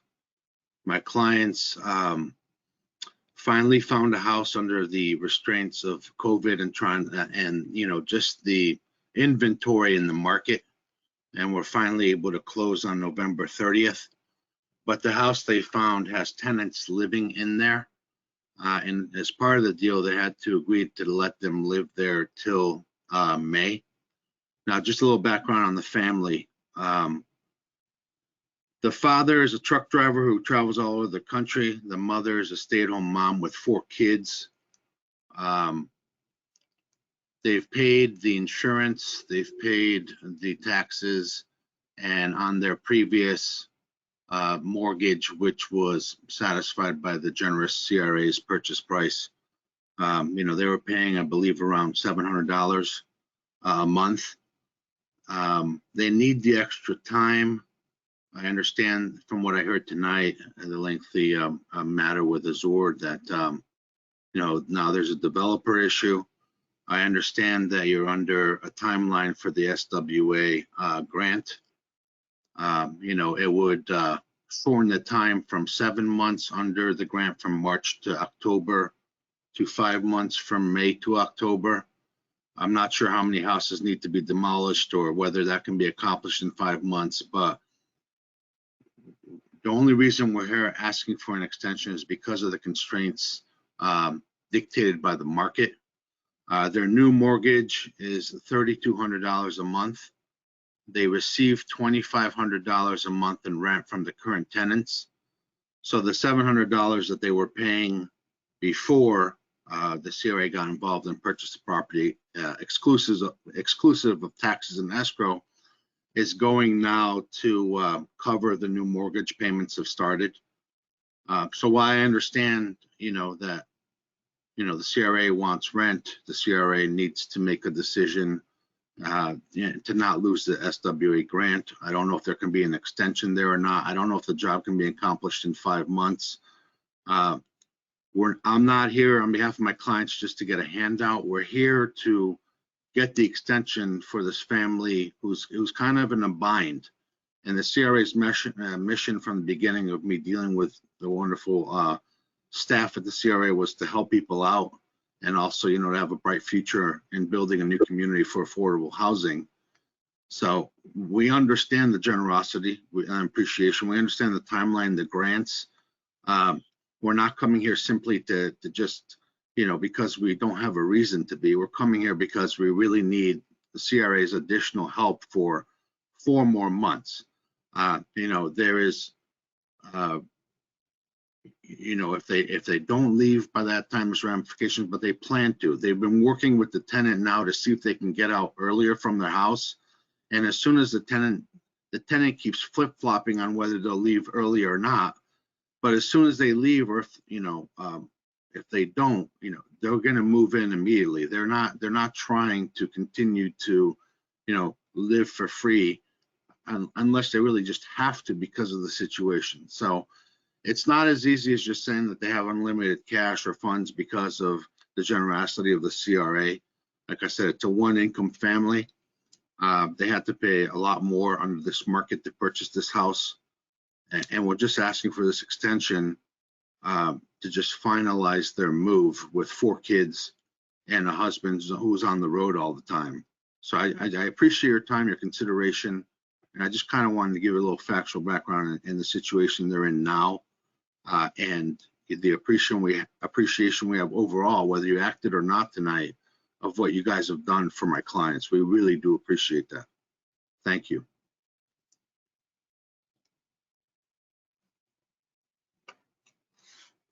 So currently the SWA grant needs to be done by September 30th. Is that correct? Or October 1st? Yes, it's usually a year. I have to check the date, but it's usually a year that we have to do that. And so the extra 3 months does not put us out of that time frame. We can work on it. Usually most of the time crunch is based on building permitting and things like that, but usually we can work on it by the board. And so the question is that can we, I guess, Jonathan, is your client willing to work with us with the building permits? So for no, we would be the one that's working with the building department. And we just want to make sure that, again, when we do demolition, all the power has to be cut off. There's a lot of logistics that needs to be done. Right. So my question is that what's stopping us from getting the building permit now for the raising of the building? We would have to make sure that we have electrical, everything cut off. Before we get the permit? Yes, the permit review the building department has to review other things, notice of commencement. Tracy can tell you more. Yes. The only other thing that I would have to do on the building is do an asbestos inspection. Right, all the utilities have to be turned off. We're going to be doing 2 demos at once. I'm hoping to get a lower price to do them because they're right next to each other. So that's why I'm trying to do them both at once, because then I can usually mobilize, one right after the other. So. And how much? Yeah, because that way they don't have to move the vehicle very far. And so I guess it's up to the board. I don't see, because the other building is vacant. Yes, it is. And so basically, if we so besides the asbestos report, does that, tear up the house? They come in and take samples, but I wouldn't do that until they're vacated. Okay. Because unless I can do it prior, I can get everything ready. But the asbestos report really only takes a week. By the time they take the samples, it wouldn't interfere with my demolition when they were out. You understand what I'm saying? So, yeah. Maybe what I can offer is what we can do is when we do the bids, we could actually schedule it so that they could, sequence it. I know they're going to want to do it all at once, but there's got to be, unless they have 2, sets of equipment doing it simultaneously. Maybe we can try to work with them when we do the request for quotes, something like So, that. I mean, the other question is that when are we planning on putting out that request? I'm getting the bids now. So the bids are there and the timeline associated with it is what, Teresa, with the bids that we have up until, I'll probably get the bids back in 2 weeks, not okay. even. And so, and then we'd have to get all the permits. Correct. Right now, permits, I mean, on a demo, it's been running about a month to 2 months, depends on how busy the building department is and all of that. But I think I've been pretty lucky with the permitting for demos between like 4 and 8 weeks. The city works well with us, so. Board, Would hope so. I don't know if this helps or hurts, but you could extend the lease pursuant to the existing terms until the next board meeting, at which time staff could maybe have more information about the interplay of the grant and the timing of that and all of the things that need, and then you could extend it the full time if that's allowed, if that's what you're inclined to do, or not at that time, meaning they would have an extension until the February 8th meeting, at which time you'd have all of the information on the grant, the timing, the bids, et cetera, and so forth.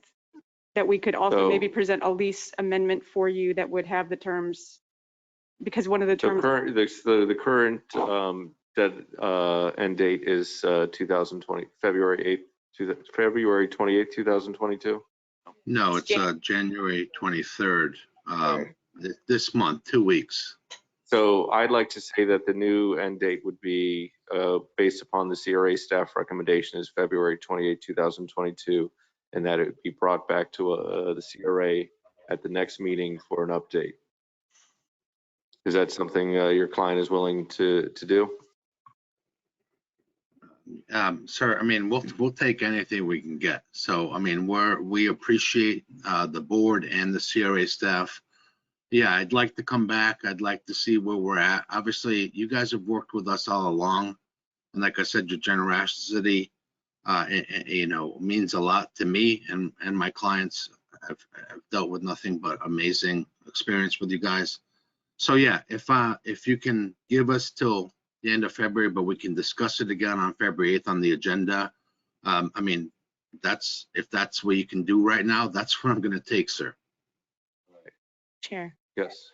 For the sake of clarity, I understand that permitting and whatnot might take about a month or two, but if we have until September to use the grant from the SWA to raise the property, what is the actual amount of time that it takes to clear the property from the time that a permit would be issued to the actual demolition being done? Could we do that if they did not move prior to May and we started that process? Like, let's say we applied for the permits starting in March or April to get it with the intention that they're moving out in May, and we start the project in May. Does it take 3 months to clear a property? I don't think so. I'm just asking a question for clarity. I think what the best thing to do right now is to say that the current deadline's in January. Let's push it back to February and have another discussion based upon the timeline. Maybe the family's situation has changed and this conversation is moot. Perhaps, but I would like an answer to my question. So typically, the demolition activity itself doesn't take a long time. Usually it's approximately 4 months. I mean, 4 weeks to do that. September is when we are closed out altogether. So Solid Waste Authority has to come and inspect and then cut us the money. What I'm suggesting is what we could do if we need to. It's a matter of cost in terms of trying to bundling the two properties to get a best cost. Maybe we don't. We need to look at the cost separately so that we do one demolition first, and then we do the second one, the one that's vacated, do that first, and then stagger the demolition. And that way we're still continuing in good faith with the Solid Waste Authority. So we're saying if we're going to start the paperwork in May or end of May, it will take approximately 2 months, like Teresa says, to get the permitting with help expediting it and then completing the project at least by July in time for the Solid Waste Authority to do their inspection. So we will be cutting it pretty close, but we can do it. It can be manageable. No, So the everything- activity is 4 weeks usually. but no, the no, time- everything you've said is fine except for the part of starting the paperwork in May. I would start the paperwork in March. Can't you start the paperwork Because even you if have to they're not? cut the, for demolition, you have to cut the power lines. There You has have to, there's a lot of, There's inspections that are part of Okay. that require you to demonstrate that certain things have been accomplished. Never mind, forget my idea then. Forget it nice all, try. forget it all. To them, we want to make Okay, sure no, that they. I appreciate that idea, by the way. That was a good idea. Just Oh, it yeah, doesn't of work. course. I just wanted to make sure if it was just paperwork, then yeah, we can No. at least start that. But if there's more that's entailed, I get it. Okay, never mind. I tried. All right, yeah, February 28th, so moved. Okay, thank you. Do I have a second? For clarification, Yes, rent, As is. as is. free? So just so I'm clear, Mr. Grant, it's extended through the end of February, but we'll discuss possible additional extension if the circumstances allow for it on the February 8th meeting, sir? That is correct. And if you let me know ahead of time that you're here at the meeting, I'll try to move the agenda item up. Thank you, sir. I appreciate everybody's time and thank you for the extension. And I'll just, Teresa, I just get in touch with you about the next one. Yes, sir.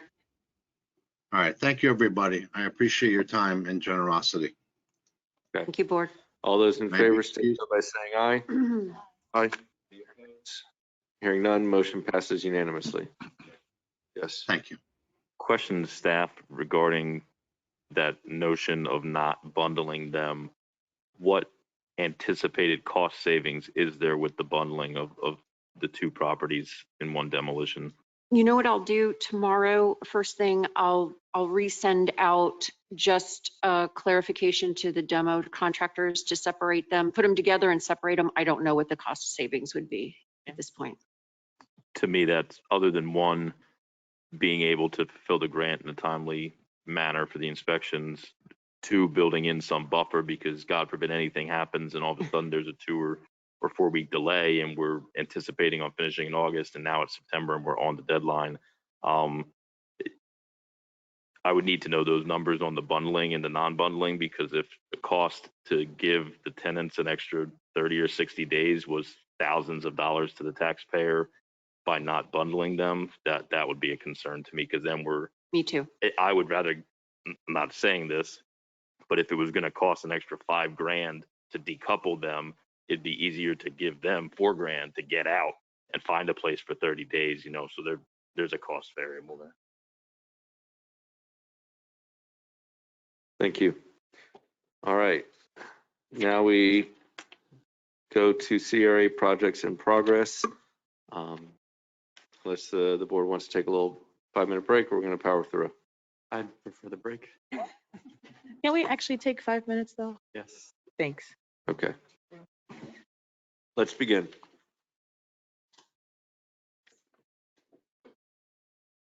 Moving on to item 14A, CRA Economic and Business Development Grant Program Update. Yes, Bonnie or Vicki, would you like to present that, please? I can go ahead and present. Vicki Kerfman for the record. We had, December obviously is a slower month with new business openings. So we had 4 new businesses move into the area within the CRA bounds. We have given out, we had 1 new approval this month for a property improvement for $25,000 to improve a commercial plaza property that has several different people in their plaza. And so the owners want to go ahead and do some outside improvements on that and also the HVAC system. So that was approved today. And I know that Bonnie is online because I know it was discussed at the last meeting that you wanted some information on what was still outstanding from 2019. And we have addressed that. She's also included the full impact report for all the grants that went out since 2019, I believe, or 2020-21, I believe is what the report is. And she's online if you need any questions answered about that.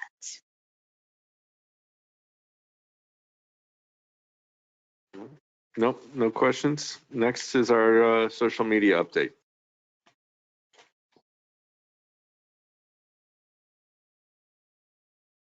Good evening, Board. Renee Roberts, Social Media and Communications Specialist. Vicki, could you please open attachment 1? No, the monthly presentation, please.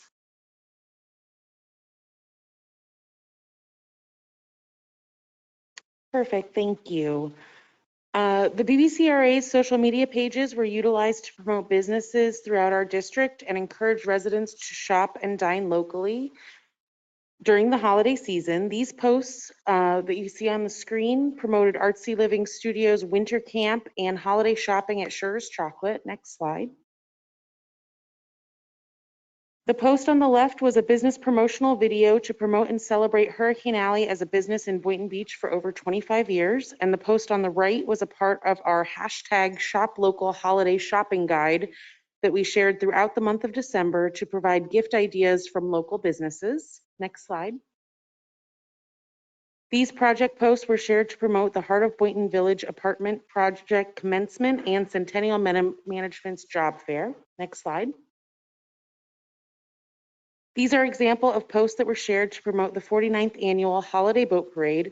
The posts encourage people to register to participate, attend the event, and donate unwrapped toys for the Toys for Tots at the event. The event was also broadcast through Facebook Live, so individuals could individually view the event if they were unable to attend in person. Any questions?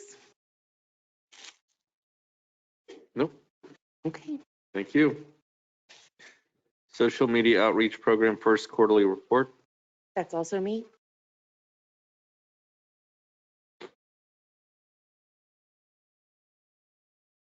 Currently, there are 66 businesses registered in the SMOP program. 107 have registered since the inception of the program. 2 new businesses were registered this quarter, and 43 businesses were contacted between the months of October and December. Next slide, please. This BBCRA SMOP program continued to provide one-on-one social media assistance this past quarter. These are examples of how the SMOP program assisted CK's Lock Shop with their inventory blowout sale Facebook ad. SMOP assisted in helping to identify CK's Lock Shop target audience through geographic location and interest. SMOP then assisted in setting up and publishing the ads on their pages based on the imagery and language provided by the business. The ads resulted in a number of sales and a variety of new leads for interest in CK's Lock Shop services. Next slide, please. The SMOP program also assisted Centennial Management in advertising their Heart of Boynton Village Apartments job fair via the BBCRA's social media pages. Sharing and advertising this event to the BBCRA audience allowed Centennial Management to directly connect with the Boynton Beach residents. Next slide, please. The Boynton Beach CRA's social media pages have continued to grow over the last quarter. The Facebook page has grown by approximately 1,000 followers between October and December. In the past year, Facebook has grown by approximately 1,500 followers. The Boynton Beach Twitter has over 10,000 impressions in the first quarter.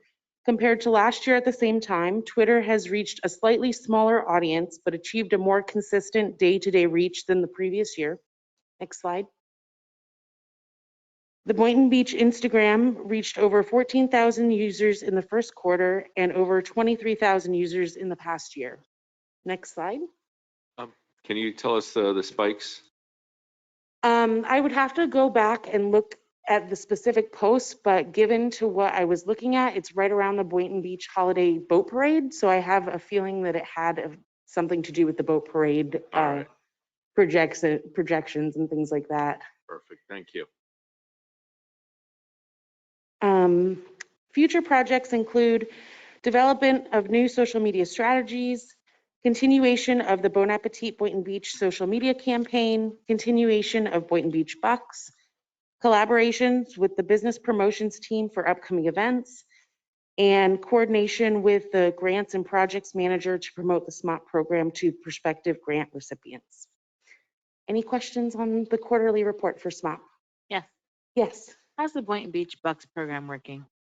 So we are going to start initiating it to go in conjunction with the Rock the Plaza events that are coming up this next year. That's our plan, because we find that when we have everyone at the event, we can share it through our social media, but then also engage the people who are at the event. So that's our plan for this next upcoming year. Right, I'm saying, how did it work for this past year? Like, how did, what, like, just Oh, just outcomes? in general, how did it work? Mhm. So we found it to be most successful at the events in conjunction with that, which is why we're trying this kind of new perspective. The longer the campaigns were, we found they were more successful. So our most successful one was for Angel Secrets. She actually reached her whole $500 goal, and we kind of left that one open-ended for continuing on until she reached the end of that, her maximum amount. So that's our kind of idea to continue it. So we'll launch them at the events and then continue them if they don't reach their $500 goal to it be 3 to 6 months, most likely. Okay, thank you. Thank you. Thank you. Let's do D&E together, the Neighborhood Officer Program, third and fourth quarter report.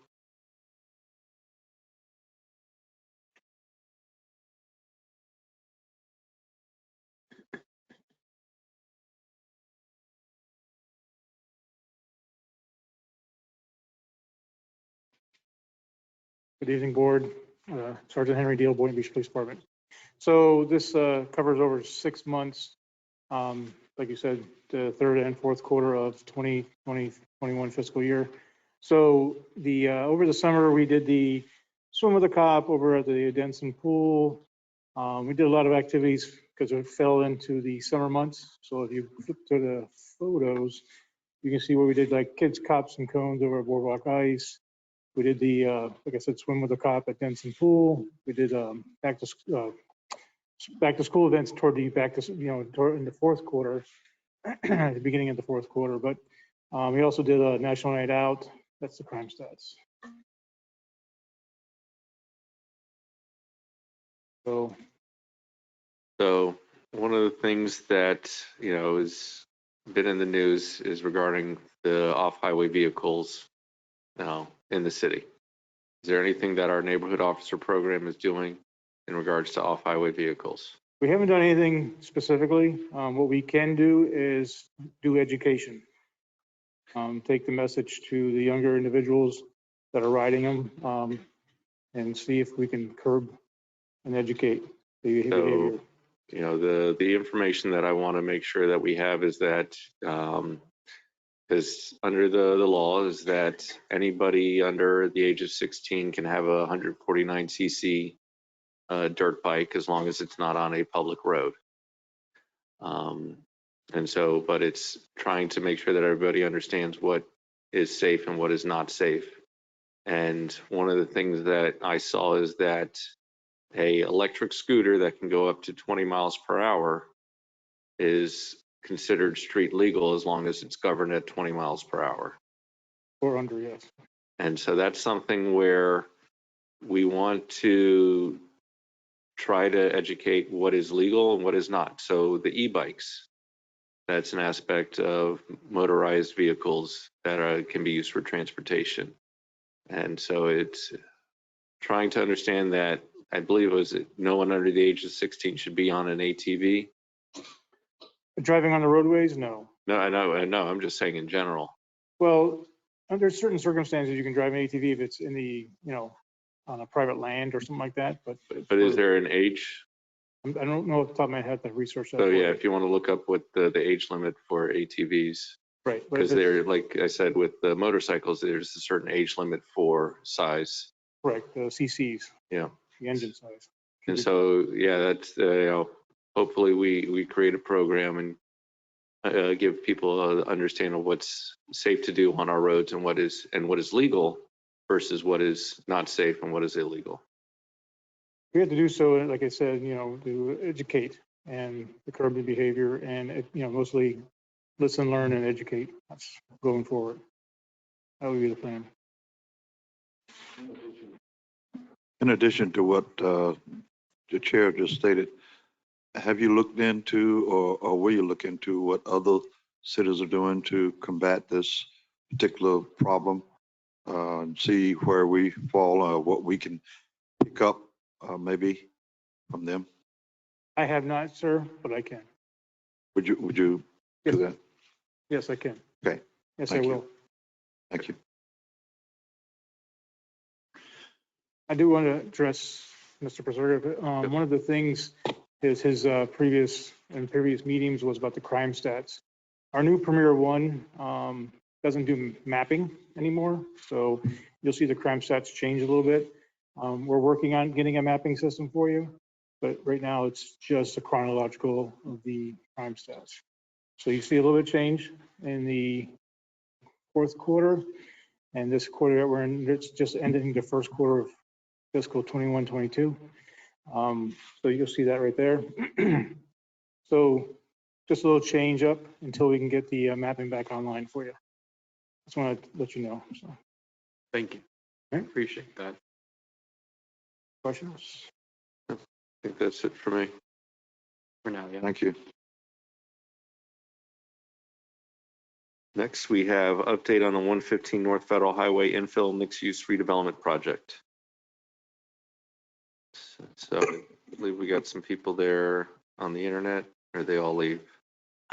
I thought Jeff Burns from Affiliated was going to be on the participate virtually, but he also submitted, and I know the board members were copied just on the status and his information regarding the assignment of the boardwalk site at 209 North Federal Highway, that he is working with Hyperion to do that side transaction.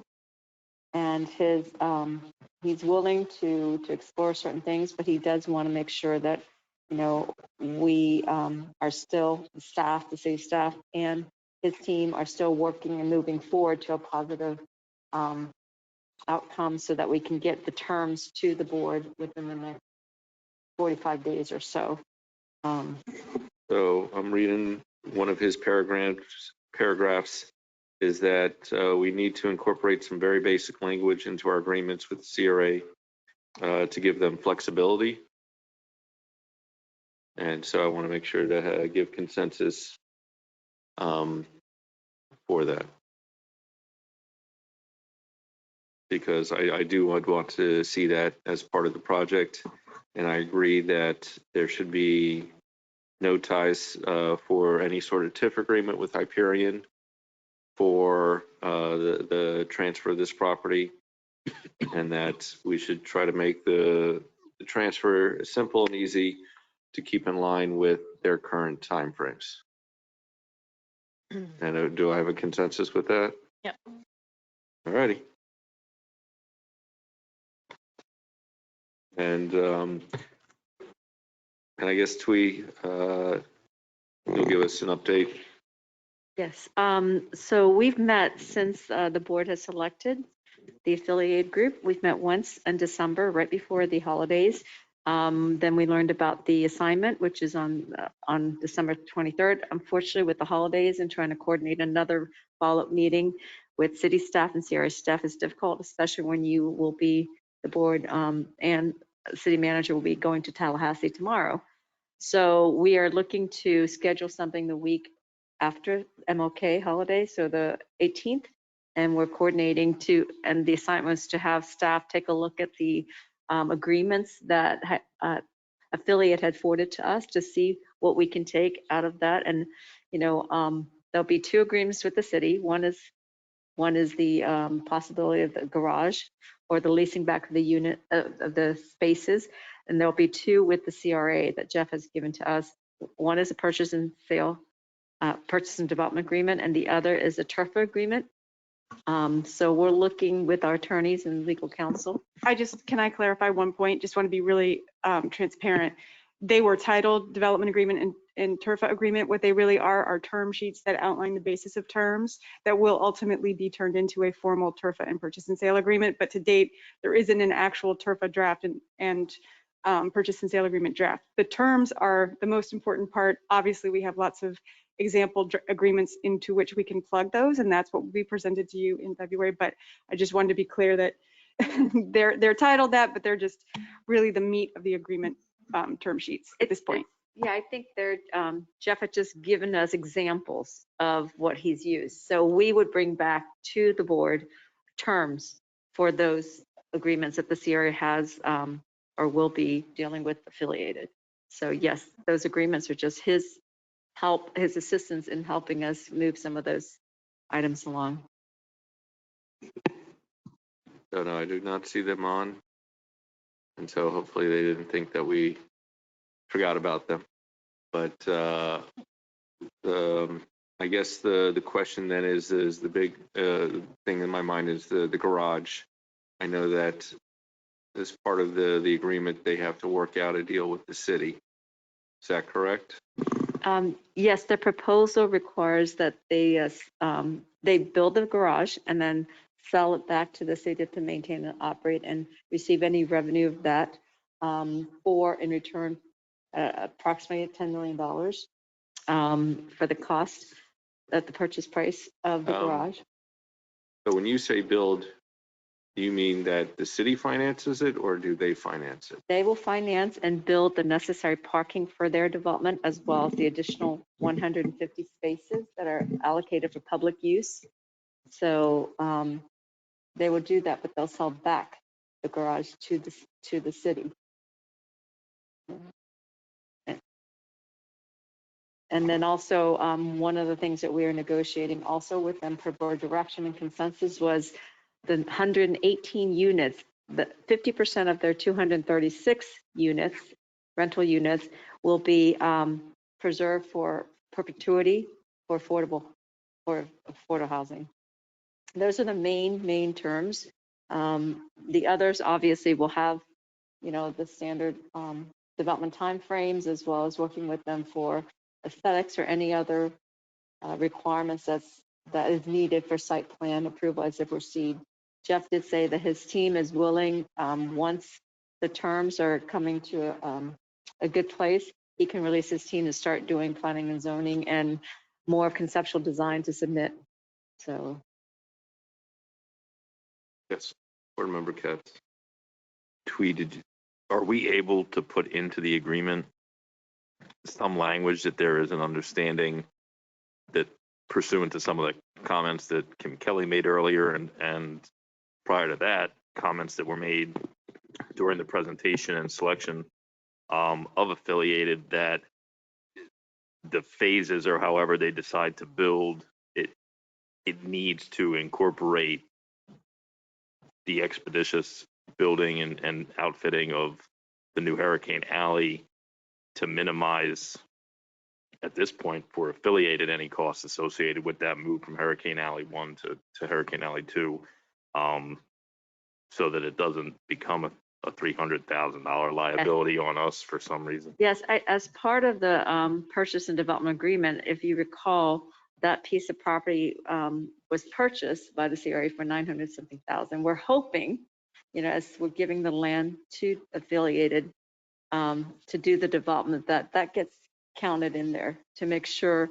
Of course, it's going to cost them more to do the project, but there's got to be some equitable solution to make sure that he will work with Ms. Kelly to relocate in the relocation and timing of it. But that would be something I would imagine that would be, we would ask for it to be considered earlier on, because that site, the way the layout is, it's somewhat on its own, so he can still be working. The building's existing. He just needs to retrofit that into a restaurant use. So we're going to make sure that that does, get incorporated into the timeline of the development. So it minimizes the cost, additional cost to the CRA.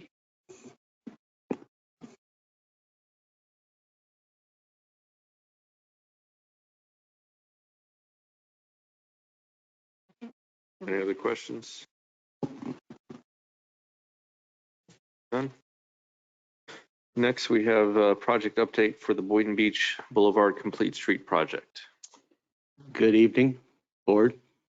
Tim Tack, Assistant Director, first time speaking. It's a pleasure to be actually speaking I to was you. like, who's saying something? Identifying this voice very well, but we'll get there. We'll get there.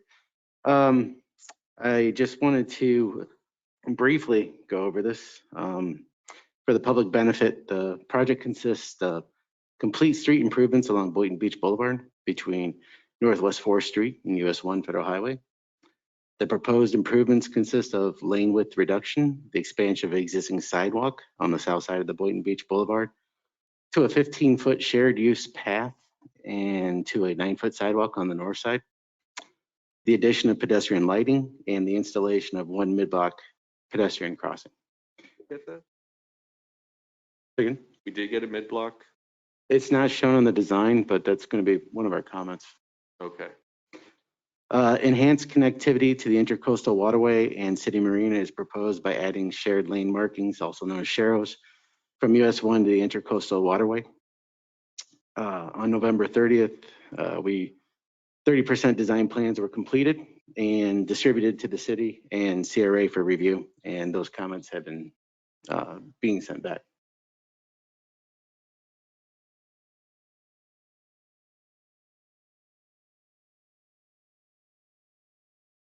That it? And So that's where we're at. We have a 30% design that we've commented on. Okay. And so, I don't know if I let you know on the board that we are able to, at the TPA, get an extra 2 feet of sidewalk over the interchange. So what ends up happening is that when this project is over at, I think it's West 4th Street, right where the Galaxy is, Captain Frank's Seafood, there's going to be a bike lane and go from the 9 feet on the north and 15 feet on the south to 8 feet. The original design that the state wanted was 6 feet. And I stated that we want to give people who are non-recreational bike riders a safe alternative to riding their bikes on the road where cars are turning on and off the highway, so that they are on a separated path. And so then after the interchange along Boynton Beach Boulevard, it's going to go to 6 feet of sidewalk and a 5-foot bike lane with 2 buffer feet. And is that correct, Gary? All right. And so that's kind of where we're trying with our whole Boynton Beach Boulevard, is to make it a complete street. Tim, does this also include canopy trees?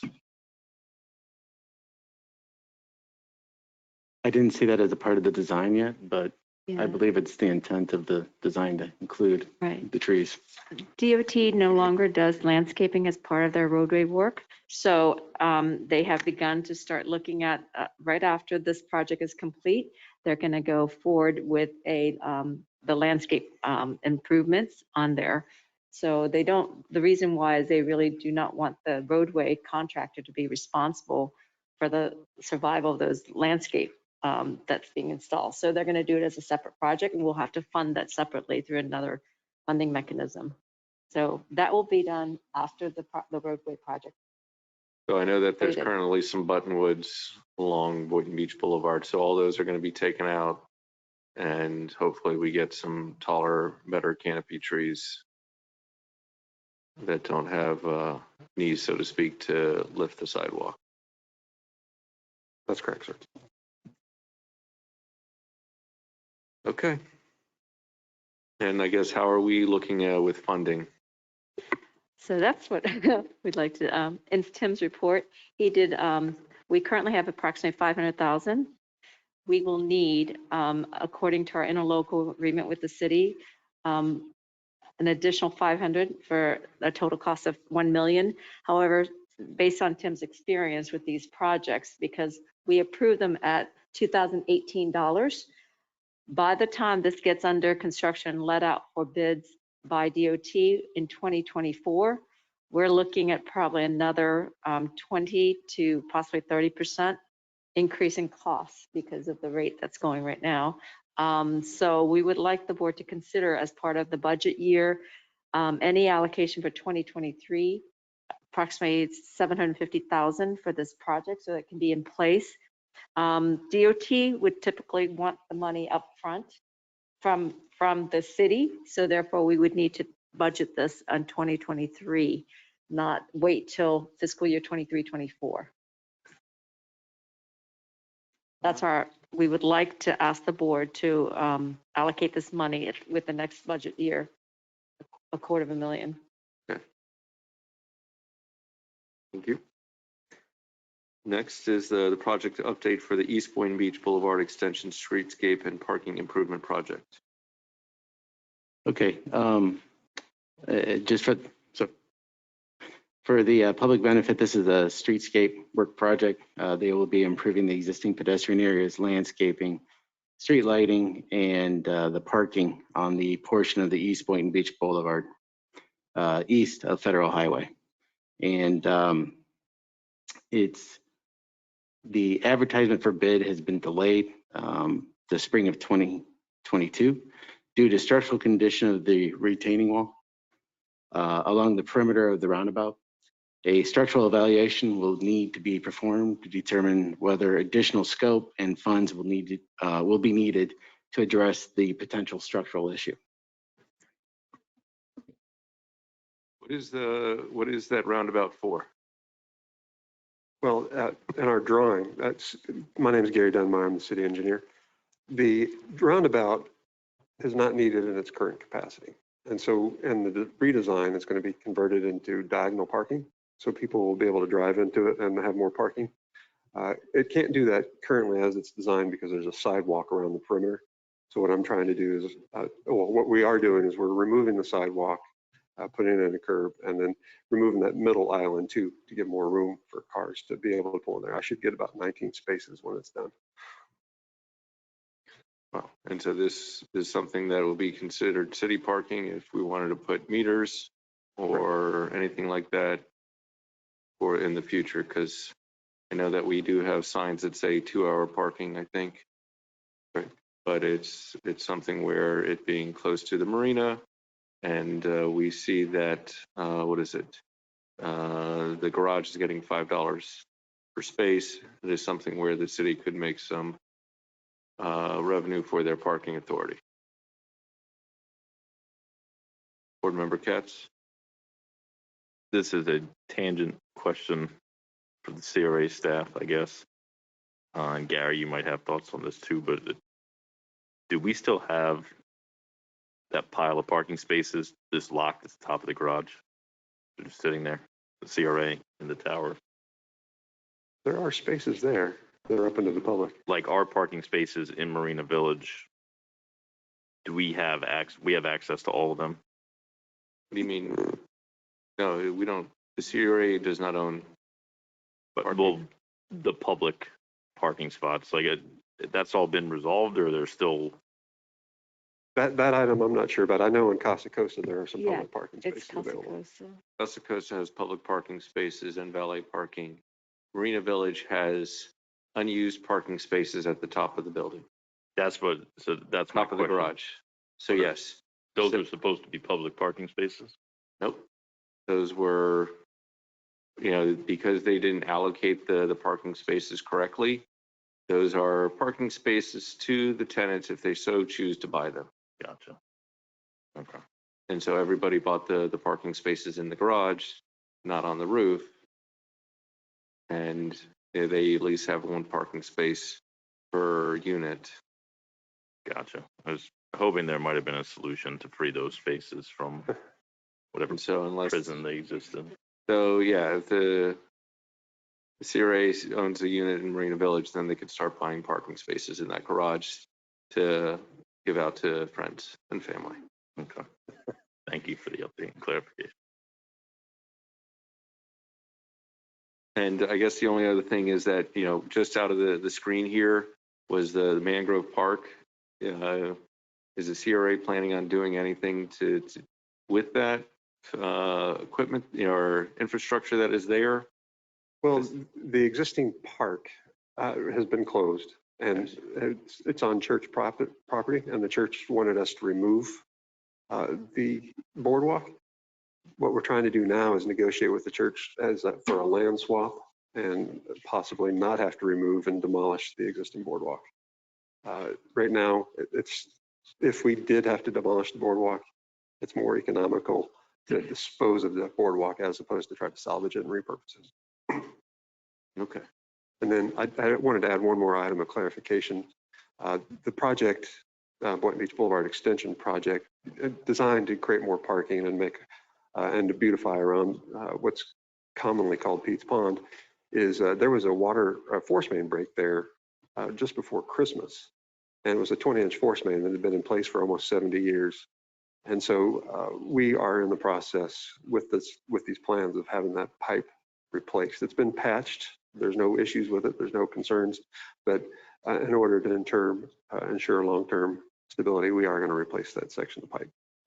So I got a question. Who put Pete's Pond there?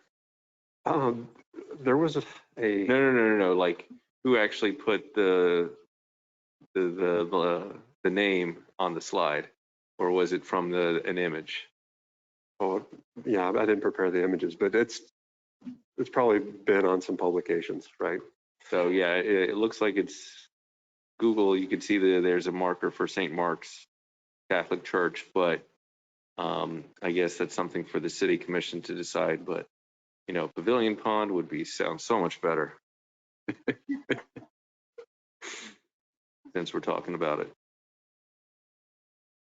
If there's no other comments, we'll move to the last item for tonight's meeting, the project update for improvements to the Sarah Sims Park Amphitheater. Right, me again. The CRA board approved $150,000 to be allocated towards improvements to the Sarah Sims Performance Pavilion in response to community's concerns, which included landscaping improvements, audio stage sound equipment, ADA accessibility, and electrical work. The construction improvements were completed in December 21, and the project is currently being closed out with minor adjustments to the ramp tie-in. If you can pull those photos up, Vicki, so you can see. One minor correction is it is 100% complete. Permits are closed out. The only thing left to do is to remove that sign that says coming soon. She want to remove the sign.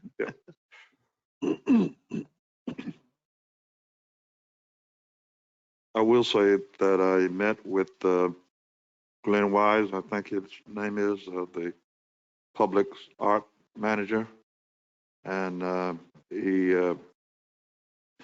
showed me the panels, how they're going to be designed. One side will be solid and the other side will be an abstract type figure, and they will be reversible or they could rotate. However, it takes a special technique to get those panels to rotate, which it should. And my recommendation would be for them to come through the city if they want to flip those panels around. Because the last thing you want is everybody and their brothers spinning those panels around and get them off track or whatever. Sure. But it's really solidly built. Hurricane Category 5 sustaining wind, except probably the top, but we could replace that if need be. But I'm very pleased with the way it turned out. I was over there the early part of the latter part of last week, and really looks nice. As a matter of fact, this stage, I believe, Gary, you can correct me if I'm wrong, is 4 inches taller than the one out here at the town square. That part I couldn't confirm. Yeah, I think that's what they told me. So it looks a lot different if you look at the picture here. When it rained, we were getting water and stuff. When it was flat, even the grass was higher than the platform. And now it's just excellent. And I will say this too, there are 5 units for outlets on the stage. That's really unheard of. Plus, around the back west side is another extension pipes, whatever you call those things, conduits, if we wanted to expand. So my hat's off to you guys for really putting this package together. Thank you. And just so you know, that canvas on the top during a hurricane, we would remove that before the storm. And so, yeah, that should weather quite well during the storm event. Good. All right. There's nothing else. See you guys next month. Safe travels. Yep. May I have a motion to adjourn? So move. Second. All right, means adjourn. Thank you.